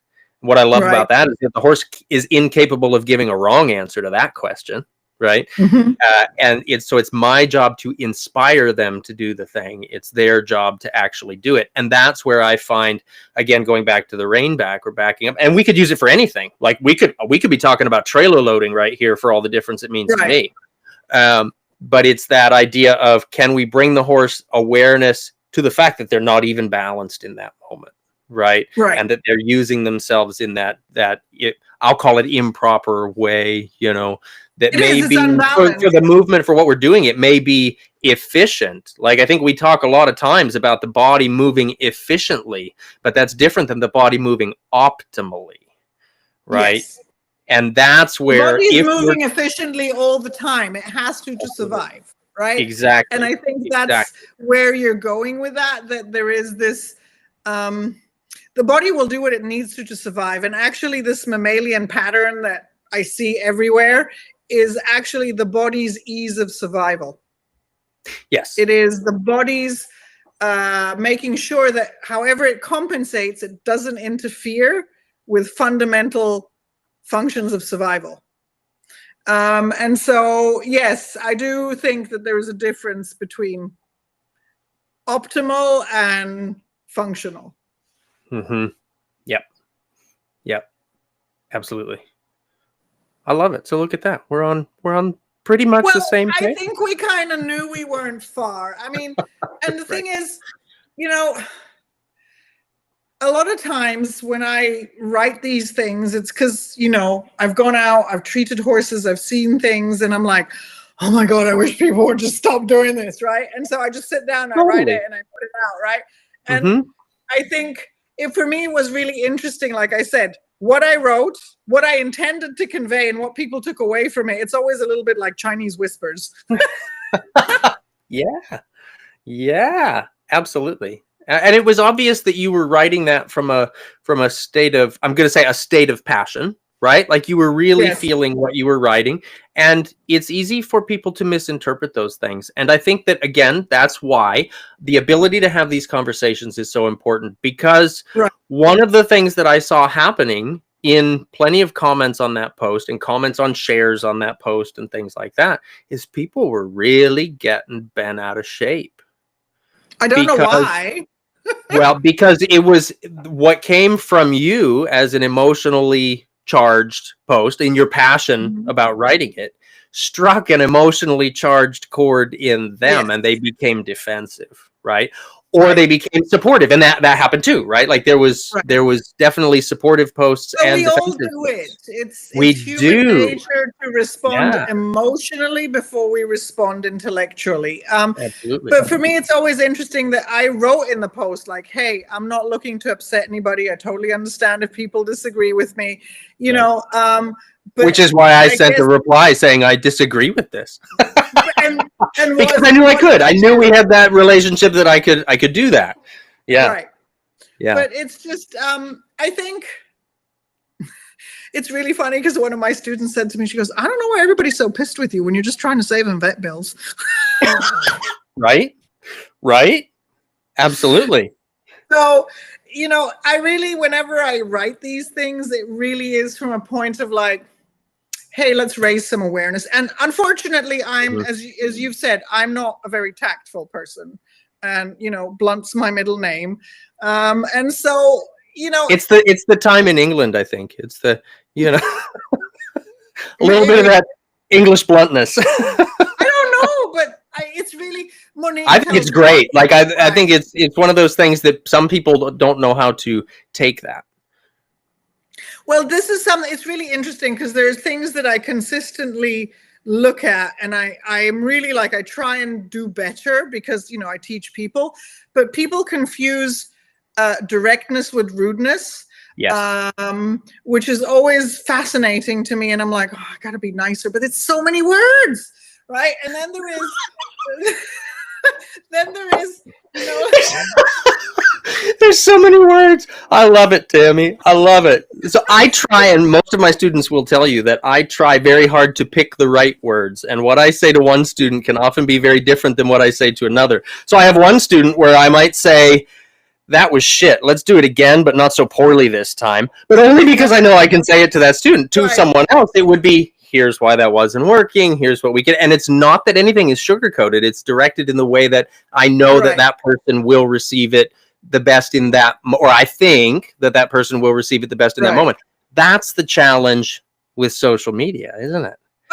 But you know what? There are challenges, but people do a lot of this confusing of words. One of the things, and this pertains to our topic of what we're talking about, one of the things that I find fascinating is people confuse stability with balance and mobility with imbalance. They do it all the time. And for me, when people actually feel a spine that can undulate and can move, they freak out because they feel the horse is unstable. Right? They don't understand that that's the throughness, the spine going, what do you want me to do? Right? That's the power, absolutely. Right? And availability. So people like to have stability, which essentially means stiffness. The body is created tethering, right? And so there are a lot of things where I'm like, somebody once said to me, oh, you're an old soul. And I'm like, I am. And she's like, yeah, you've been here before. I go, yeah, because I'm not very bright. There's things I don't learn. And this is one of the things where this kind of how I see things and how people understand them. And, you know, I have to work really hard to figure some of that stuff out. It's hard. It's hard. And there's a line, it was Tom Dorrance said it, and I know I'm going to botch it because I haven't heard the line enough times to etch it into memory, but the gist of it was, I know you think you understood what you thought I said, but I'm not quite sure you heard what I meant. It's true. It does feel like that. And a lot of times when I write a post, I wind up thinking that. I'm like, okay, clearly I did not convey what was in here into what was in here into what was assimilated by the person at the other end of the text. Yeah. I think what happens from there is really what's important. How do we respond when we feel, and now we're going from talking about horses to now we're going to be teaching people manners. We're going to be slapping fingers here, you know? But I think and that's what I think is so great about the ability to have this conversation. And we go back to it 100 times here, but it's when there's a thing that is said that is not understood, what do we do with it? It's not right. It doesn't matter what you posted. What matters is what I do with it when I read it. Right. right? If I read something from you that I say, oh, that's rude, and I respond by saying, oh, Tammy, you're a this or you're a that, not that anybody did, right? But it's, if I come back at it and retaliate with rudeness, well, now we've both shown up, potentially, in my mind, we've both shown up with boxing gloves on, right? Right. But there's this idea, it's like when your horse is really spooky and anxious, are you going to hold short on the lead rope, or are you going to let him drift around and let him deal with it? It's like, don't pick up the rope, right? So when you read something that you don't agree with, just don't pick up the damn rope. It's not even that. So I've had a lot of people say to me, oh, this is wrong, that's wrong. And whenever they say that, the first thing I go, shit, did I get it wrong? And I will actually go and double check myself, because I don't assume I know everything. And, learning isn't my forte. And so I have to go and check. And when people say to me, this is wrong, or, have you considered this? The first thing that I do is I might be like, well, I don't like what you're saying. But then I'm like, shit, now I got to go check what it means. Right. Mm-hmm. And I think that's where I sometimes struggle, where I really come from a place of trying to help horses, right or wrong as I may be, or uneducated as I may be. My hope is to help people do better by their horses. And so, that's the only consideration. I don't have any other purpose beyond that, which is why I share so much of what I do. I think I put out a lot of useful stuff. Because I'm looking to help horses. I'm not, and so if I say something that's triggering, like it was for you, and we've had a conversation, and we're not that far apart. But, am I going to tell you tomorrow, like, I don't think you should do any more rein back? No, because that's your decision to make. I can tell you what I think is the price on tendons, ligaments, muscles, how it all works, how the fascia can get inflamed and spread throughout the back and create all kinds of issues. But I can't tell you, like, don't do it anymore. I can just say to you, this is how I see it, and this has been my experience. It doesn't make it right or wrong. It's just my experience, right? And then you can go and take away from that and go, well, that's interesting. I might think about that. Or, you know what? I don't think it's relevant, so I'm not going to pay any attention to that. Right. Absolutely. Fair enough. Yep. Absolutely. Absolutely. I think one of the things that was interesting, and it wasn't meant to be offensive, and neither of us took it offensively, or I see that's always my assumption, is that whatever people say about me is none of my business, right? It's so there was a comment, something about, I vote for Tammy. Right? Oh, did you see how I answered? And you did. And what I think is great is that you and I are both voting for the horse. Yes. Right? So if you win, guess what? So do I. Right? Yeah, I think that's great. And this is where, we get into a lot of this discussion about what's right and what's wrong, right? And there's lots of different theories, and there's lots of different techniques, and there's lots of different schools of thought. It depends on the horse. It depends on the horse. And so I would say that there is only one correct way of riding or working with a horse. And that's working for the good of the horse. I would agree with that. I would totally agree with that. And the thing is, I've had people come up to me and go, oh, I backed a horse up and it really works. And I'm like, okay, well, maybe it does for that horse. I don't know. I don't claim to have there is never 100%. You live long enough, you see enough. Nothing is guaranteed other than death, and it's never 100%, right? So there's always, and everything works sometimes. Yes, right. And I think a lot of it is also luck. So I've had some major success stories where I drive back in the car and I'm like, well, that was lucky, right? Because I know my limitations. I'm not Superman. Like, I'm aware that, like, did I help? Probably, but most of it was done by nature and sheer luck. You followed intuition and touched the right button, and the right thing was ready to leave the body, right? Or ready to realign in the body. Right, which is nothing to do with me. It's just dumb luck. Right. You were the conduit for that change to happen. Right. And that's I think, as riders or handlers of horses, it's our job to be the conduit for their brilliance, the conduit for their development, right? We're not making the thing do the thing. It's like when riders are talking about, oh, my horse is falling to the inside. Well, what is your pushing with your leg going to do? If you're sitting on top of a falling object, that's like an ant on a brick dropped out a window, hoping he's going to change the trajectory. Okay, Like, I think sorry. everybody needs to go to physics school just for a little. Just for a little. Now I'm going to be in trouble again. But again, this goes back to just really understanding what's taking place, right? And understanding what's possible, what we can influence, and some of it. So again, I'll bring in the rein back idea. If I'm on the ground and I want a horse to rein back, we talk about the vertebral pileup. So I love the way that you said it's the 6-car pile. Like I always refer to it, it's the vertebral pileup in the highway of the spine, right? Yep. If I'm on the ground holding on, whether I'm holding on to the rings of the bit, or I'm holding on to the cabochon nose or the halter, and the horse is moving all over the place and he's doing all these things. What am I going to do? Nothing. I've asked a question. The horse has given me a response of here's the moving I think I need to do. I'm going to stay there. And I tell my students all the time, it's like being, you see the classical pillars in the riding schools, right? What do the pillars not do? They don't push and they don't pull, right? They're a point of reference.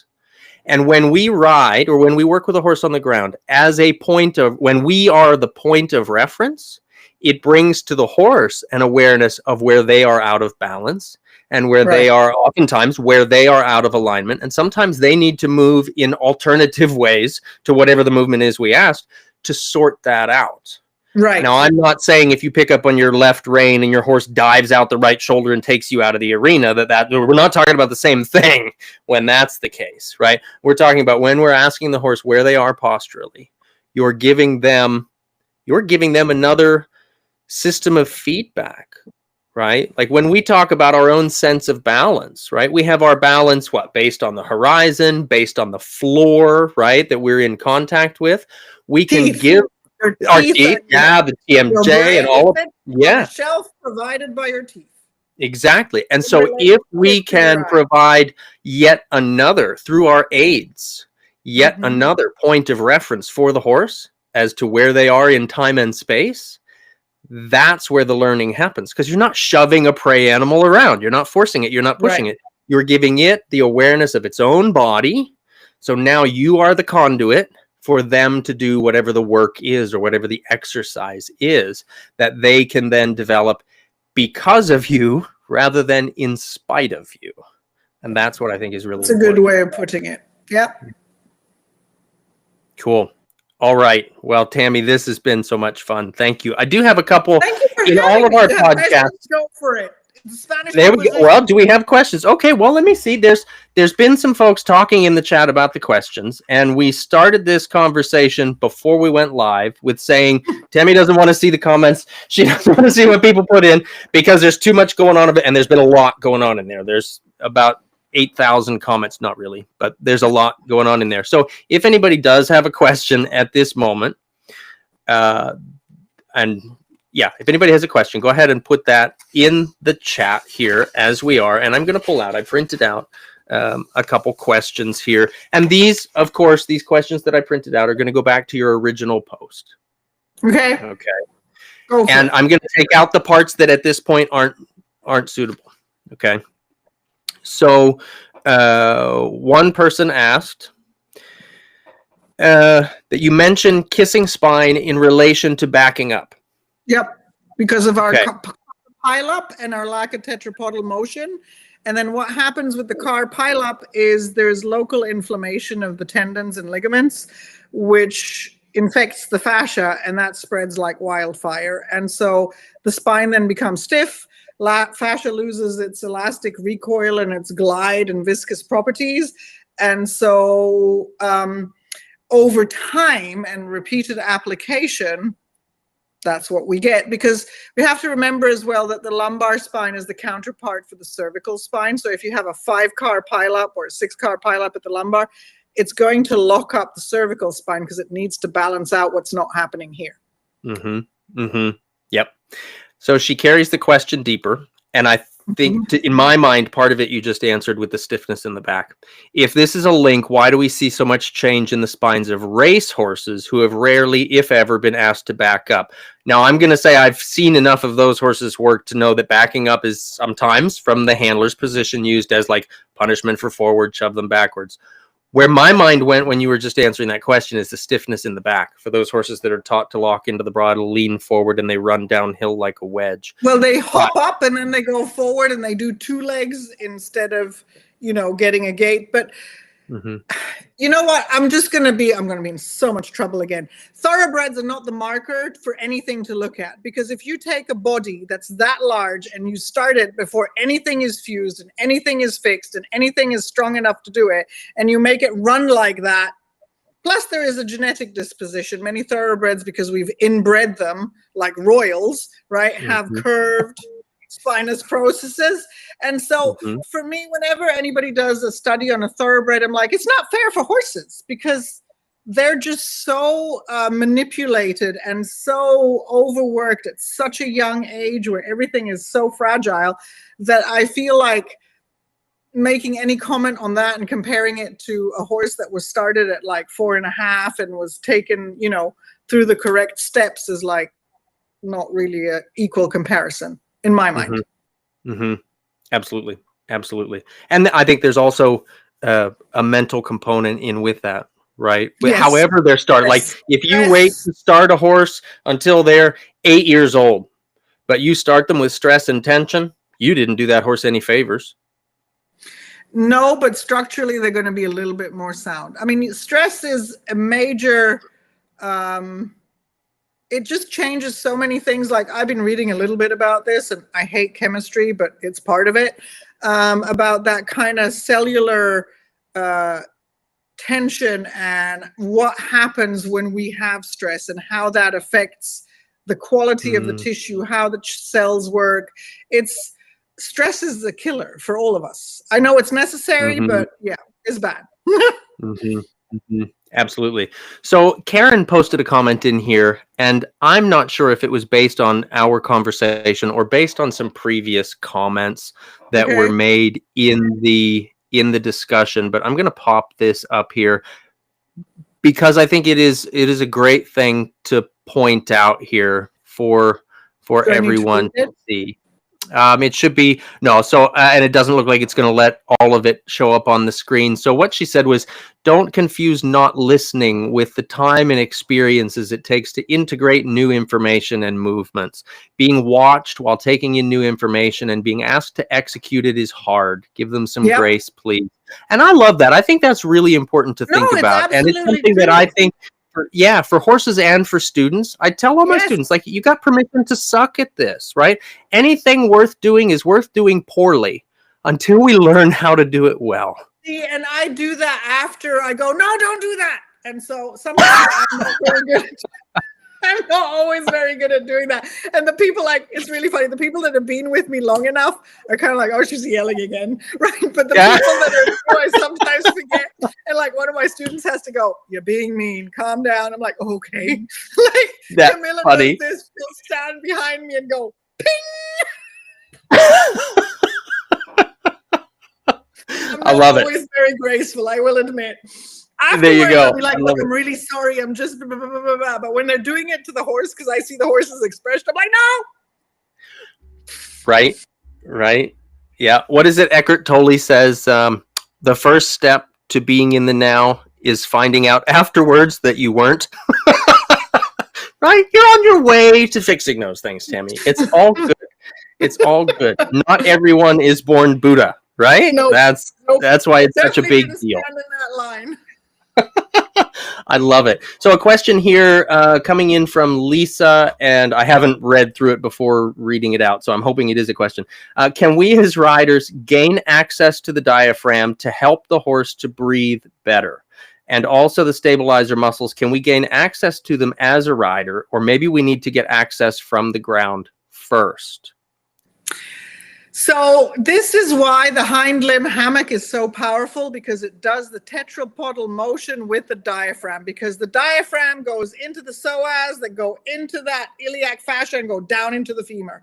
And when you ask for that leg to come over in both directions, you're dropping the whole pelvis, you're rotating that lumbar, and you're also pulling on that connection, because in order for the diaphragm to be fully activated, the horse needs to have a stable hock. So if your horse doesn't have stable hocks, it is not breathing correctly, right? And that's the biggest giveaway I can give people. And so if your horse is not breathing correctly, chances are you shouldn't be clambering on and trying upper level dressage until we have none of this wobbly and twisty. I hope that helps. So yes, we can do stuff on the ground. I think we can do, so for me, if you want to get on and do stuff to help the diaphragm, people are going to kill me right now.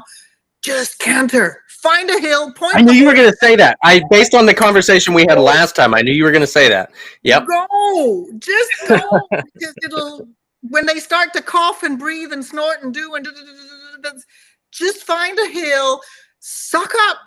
Put on your big girl pants. Find a hill. That's what endurance riders do. They go, oh, that hill's about a mile long. Let's go. And just commit to it. Let go. Don't look at the ground and just go. And when the horse drops and goes really, really fast, then when you get to the top of the hill and it's going, you done it.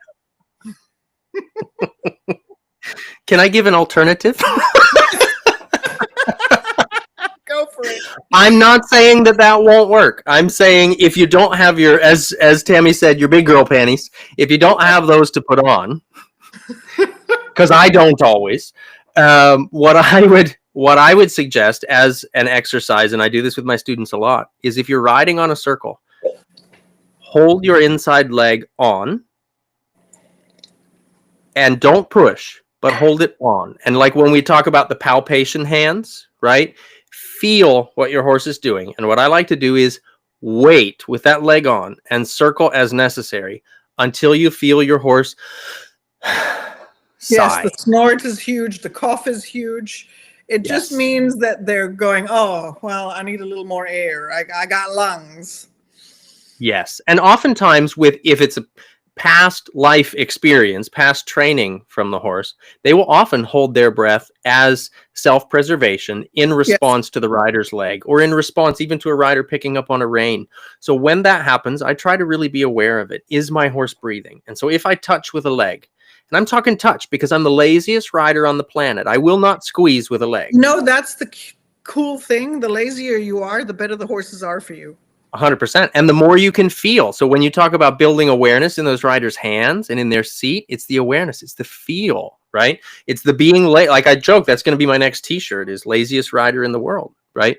But if you can wait, when I notice a horse starts to hold their breath, and they can hold their breath for an incredibly long time, I'm going to wait. There are some sessions, thankfully not lots of them, but there are some sessions where we do next to nothing but stand there and wait for a horse to take a deep diaphragmatic breath.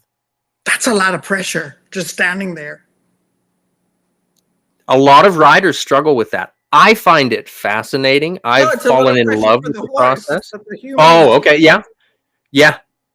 And so sometimes we move and do something to get it to happen, and and it depends on who that horse is as a person. Sometimes they can't just stand there, right? So I'm following you 100%. Yep, absolutely. But so that's going to be my alternative to the gallop up the hill for a mile. The only thing that I'd be interested to know, like when you do that, because the gallop utilizes that psoas moving through the iliac fascia and reconnects, because they lose that a lot, just like humans do, reconnects that hind limb motion to the diaphragm and moves that viscera. Because the thing is, when you canter, you're using that ping pong of diaphragm and pelvic floor, and you're actually forcing the diaphragm to kind of activate and let go, because you're moving the internal organs. So that's the only difference between, like, what you're doing is a lot more gentle. I think it's important. It's a nice step to do. But sometimes if you have, especially a high strung horse, that is going to be like, why are we going in circles? What are we doing? You know, bats in the belfry. Doing that tends to, like, just, they get to the top of the hill. They're like, I'm tired now. And I'm like, good, but now you're breathing. Right. Absolutely. And that's where I think it's important to be able to, the way that I would look at the difference in these two is it's important to have a difference in what's the physical exertion to get the release. I'm not saying Yes. physical exhaustion. I don't want anybody listening to hear it that way. It's not physical exhaustion. No, but physical it is exertion. But it's yes. can we get it through the movement, or can we get it, like the alternative is that softer, slower? I would think of it as more, it's like the psychological release that allows the Probably, unlocking, yes. right? Yes. And not one is not necessarily better than the other. It's the situation. It's a different approach. It's a different approach. It's situation. Sometimes we don't have that mile hill to canter up, but we have a flat arena, right? And so we'll use it. Like, I'm a big fan. We're here in Virginia. I've got hills for days, right? I love doing canter sets up the hills and things like that with our horses. They to get love that it because it helps their brain too. Absolutely. Absolutely. And so getting out on the trails, getting out of the arena, going in, nobody can train a horse better than Mother Nature can when it comes to balance and proprioception. True. Okay.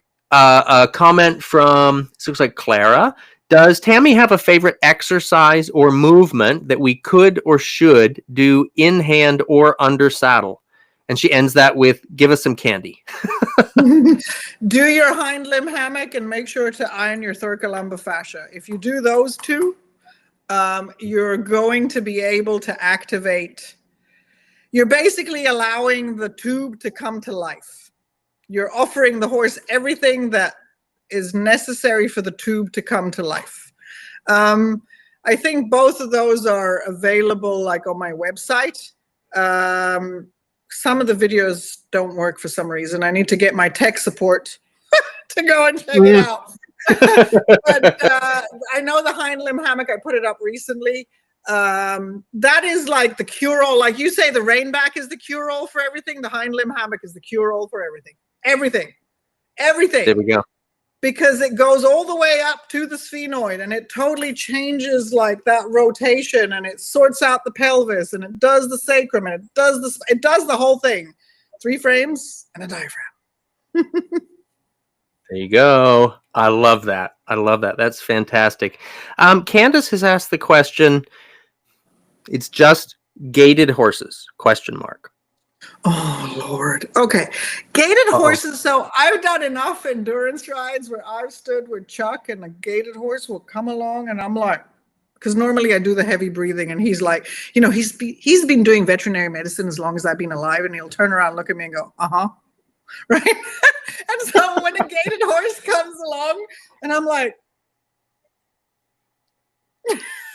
gaited horses are really hard because you're like, there's 4 feet from 4 different horses doing 4 different things. And so that's funny. I think it depends on and I know we have at least one gaited horse specialist listening to us live here. Well, that would be great. Or we did. I know Carl was in here for a minute. So. It would be nice if, they gave input. As far as I'm concerned, like if they're truly gated, it's genetic. And so the body can adapt to it.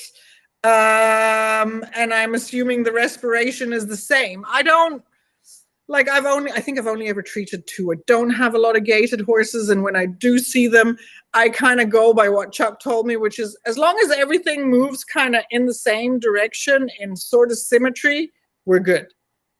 So I'll be the first one to say there are things that I don't know. And I don't know enough about gaited horses to really, I'm assuming that the foundation of tetrapodal motion still applies, even if they're gated, because they're not always gated. When they walk, you can see where they're struggling, right? So when they're in other gaits, you can still see where they're struggling and the same rules apply. It's just they have that extra gait.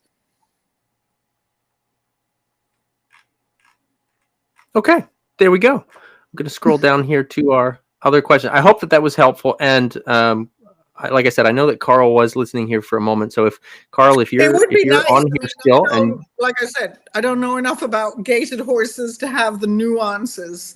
Yeah, but I think that's important too. Yeah, absolutely. Let's see. Oh, and that question did pop up a couple times there. So let's see.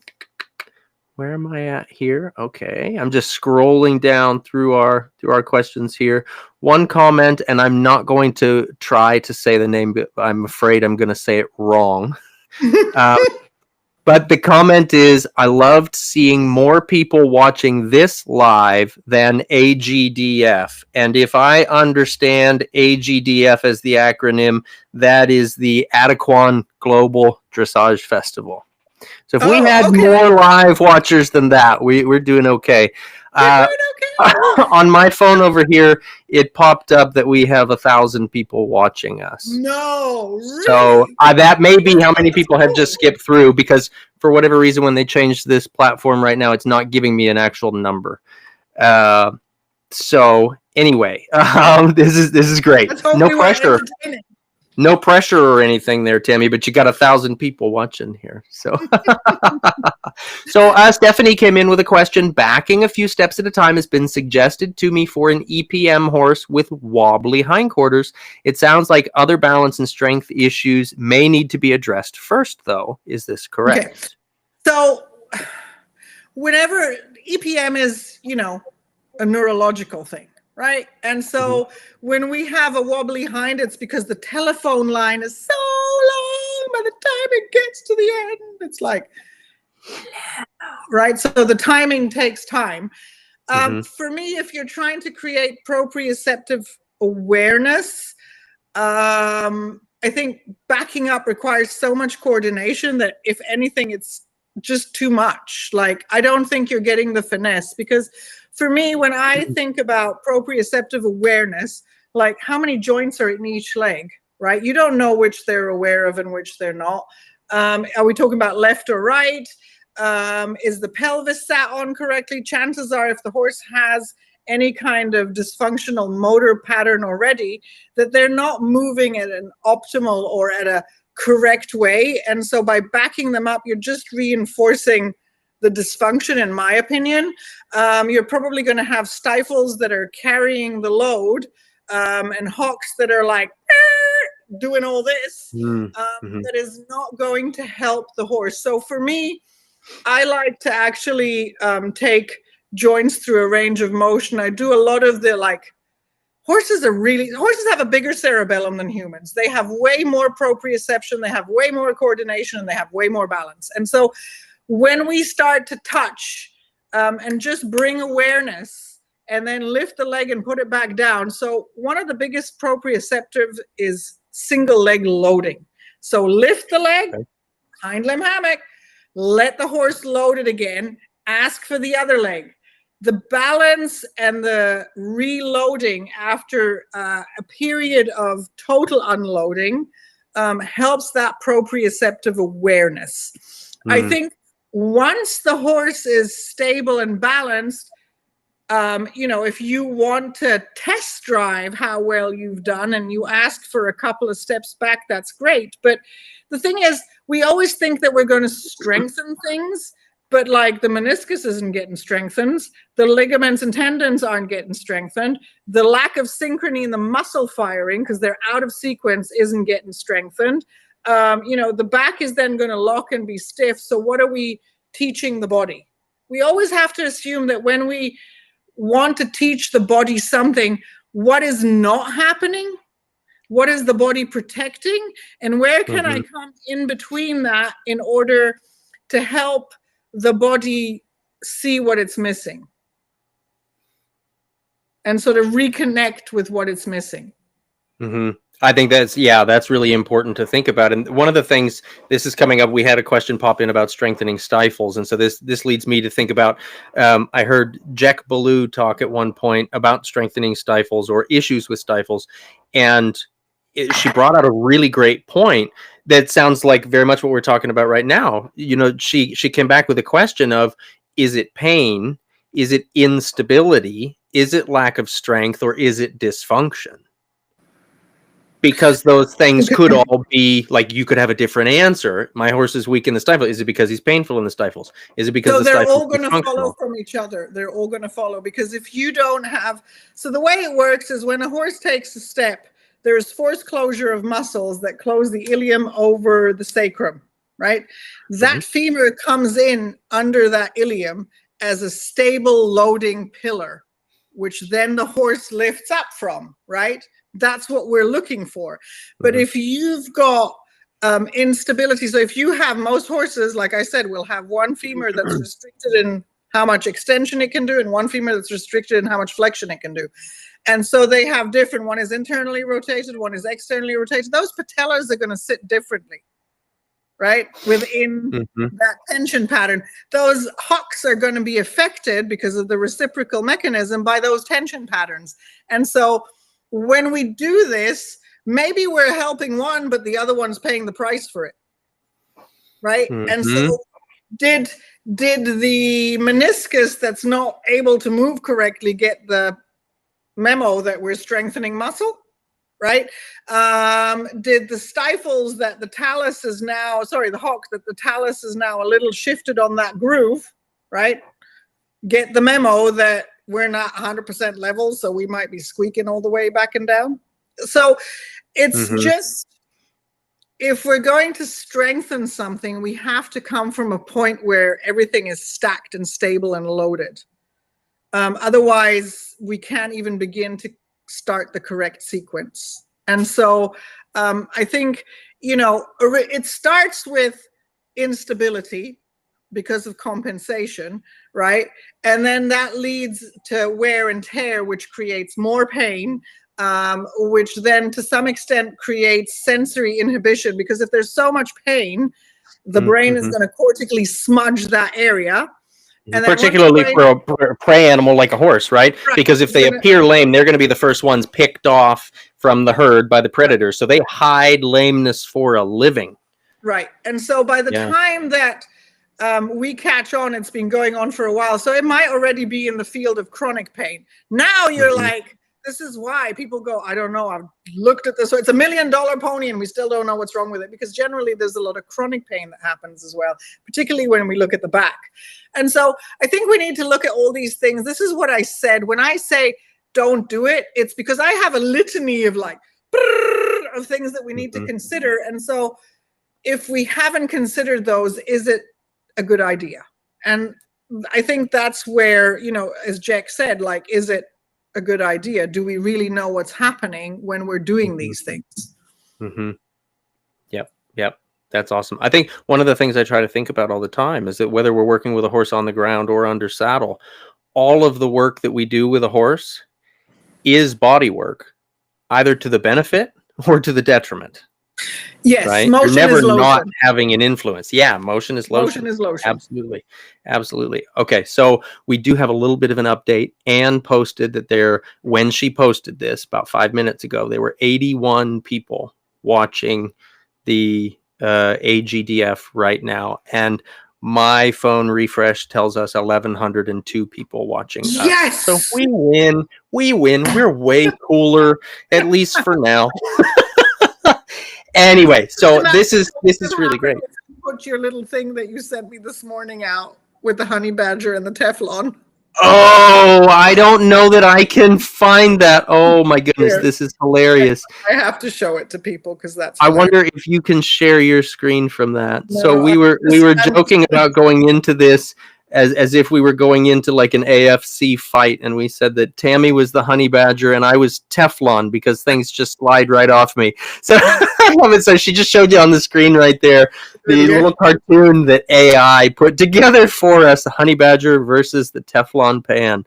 That's hilarious. Love that you showed that. That's so funny. I'll have to put that in the comment section too when the video is done here. So that's so funny.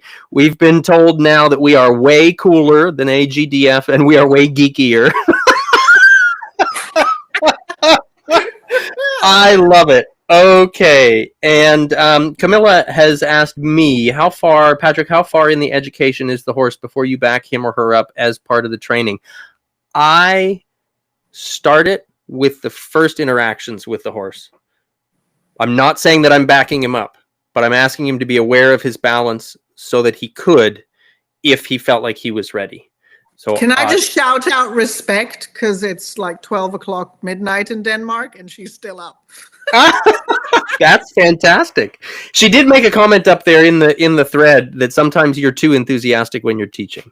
So thought you'd like to hear that. I know you'd get a kick out of that one too. Yeah, that's perfect. Okay, I always wrap up our podcasts with some final questions for everyone here. So I want to ask a few of these of you here. And first, thank you so much. Yes. This is how change and education happens and spreads in the horse industry, in any industry, is the willingness to have conversations. We started out saying we're talking about this from two different places. Turns out we're coming from very closely aligned principles at the very least. And that's, again, where the horse wins. That's where the horse wins. So I love it. Thank you, Tami, so much for that. So do you have a favorite book, or what book are you currently reading? Oh, I guess I'll have to go get it. I have my Bible. Hang on, let me go get my Bible. Oh, she just left. I left. No, I came back. You just left. There she is. Okay. I was going to say, was it something I said? Oh, the Bible, Muscles and Meridians, Manipulation of Shape by Philip Beach. This book was like somebody went, wet fish. And went, okay. Right? Like it really, it was just, I kind of catalog how I learned before I read the book and after I read the book. I like it. That's like, what am I reading now? I think right now I've gone back to embryology because I watched Van der Waal and I was like, yeah, you were mentioning that. Go down that rabbit hole. Interesting. I like it. Very cool. Okay. So along with this, what comes to mind? This is like the before you read the book and the after you read the book. What comes to mind is one of the hardest lessons that you have had to learn so far in the pursuit of this passion? I don't know shit. No matter what I think I know, something's going to come along and go, rug. Yeah, right. Right. I believe it was Ray Hunt said to us once, he was one of my primary mentors early on. And he said, about the time I say to never do something, we'll find a reason to do it. And so I tell my students at the beginning of every class, like, this is what I know now. Yeah. But if you come back next year, I might have new shit. Absolutely. And we would hope so, right? Because it means we're growing. We're learning more. Yes. Yeah, yes. Absolutely. I love that. I love that. Okay, final one. And I steal this question from the podcaster Tim Ferriss because I think it's so great. If you had a billboard that was big enough that the whole world could see it, what would you put on that billboard? Well, there's two. Both of them Camilla came up with. So one is what my husband says that I do is I pet horses for money. And I have a shirt from a good friend of mine who's a body worker and it says professional horse petter. See? And I see Grace. Grace is listening. Grace is good. Yeah, there you go. That's the other perfect. One is tensegrity because biomechanics is dead. Biomechanics is about right angles, straight lines, exact angles, and nothing in the body works that way. Tensegrity is a mind flip. And I think I realized that as I started to study it more and look at like force transfer and stuff like that. So for me, like biomechanics is not applicable to a living body because a living body is ever changing and organic and can do things that like, we look at a horse like we look at a building, but a building needs to be anchored into the ground to keep its shape. We living things maintain our shape while manipulating it. Yeah. Right? We don't, and so I think for me, when people start to like measure right angles and straight lines, I'm like, everything in the body is a spring. It's all elastic. It's all organic. How are we measuring? And I know we need to start somewhere, but for me, like that difference is the biggest thing where I'm always like, we cannot look at the body that way. And I think this is why I say these things where I'm like, that's wrong. And people are like, oh my God, you don't know anything. And I'm like, okay, but that's how I look at it, right? Like, right. But wait, there's more. Right. And so I think, but this is why I said, when you said to me, what is the biggest discovery, that I don't know shit. Because every time I learn something new, I'm like, oh, well, here we go back to the drawing board. Yeah, I love that. That's fantastic. Tami, thank you so much. This has been an absolute pleasure. So much fun. Thank you for joining me for talking about horses. And thank you all for listening.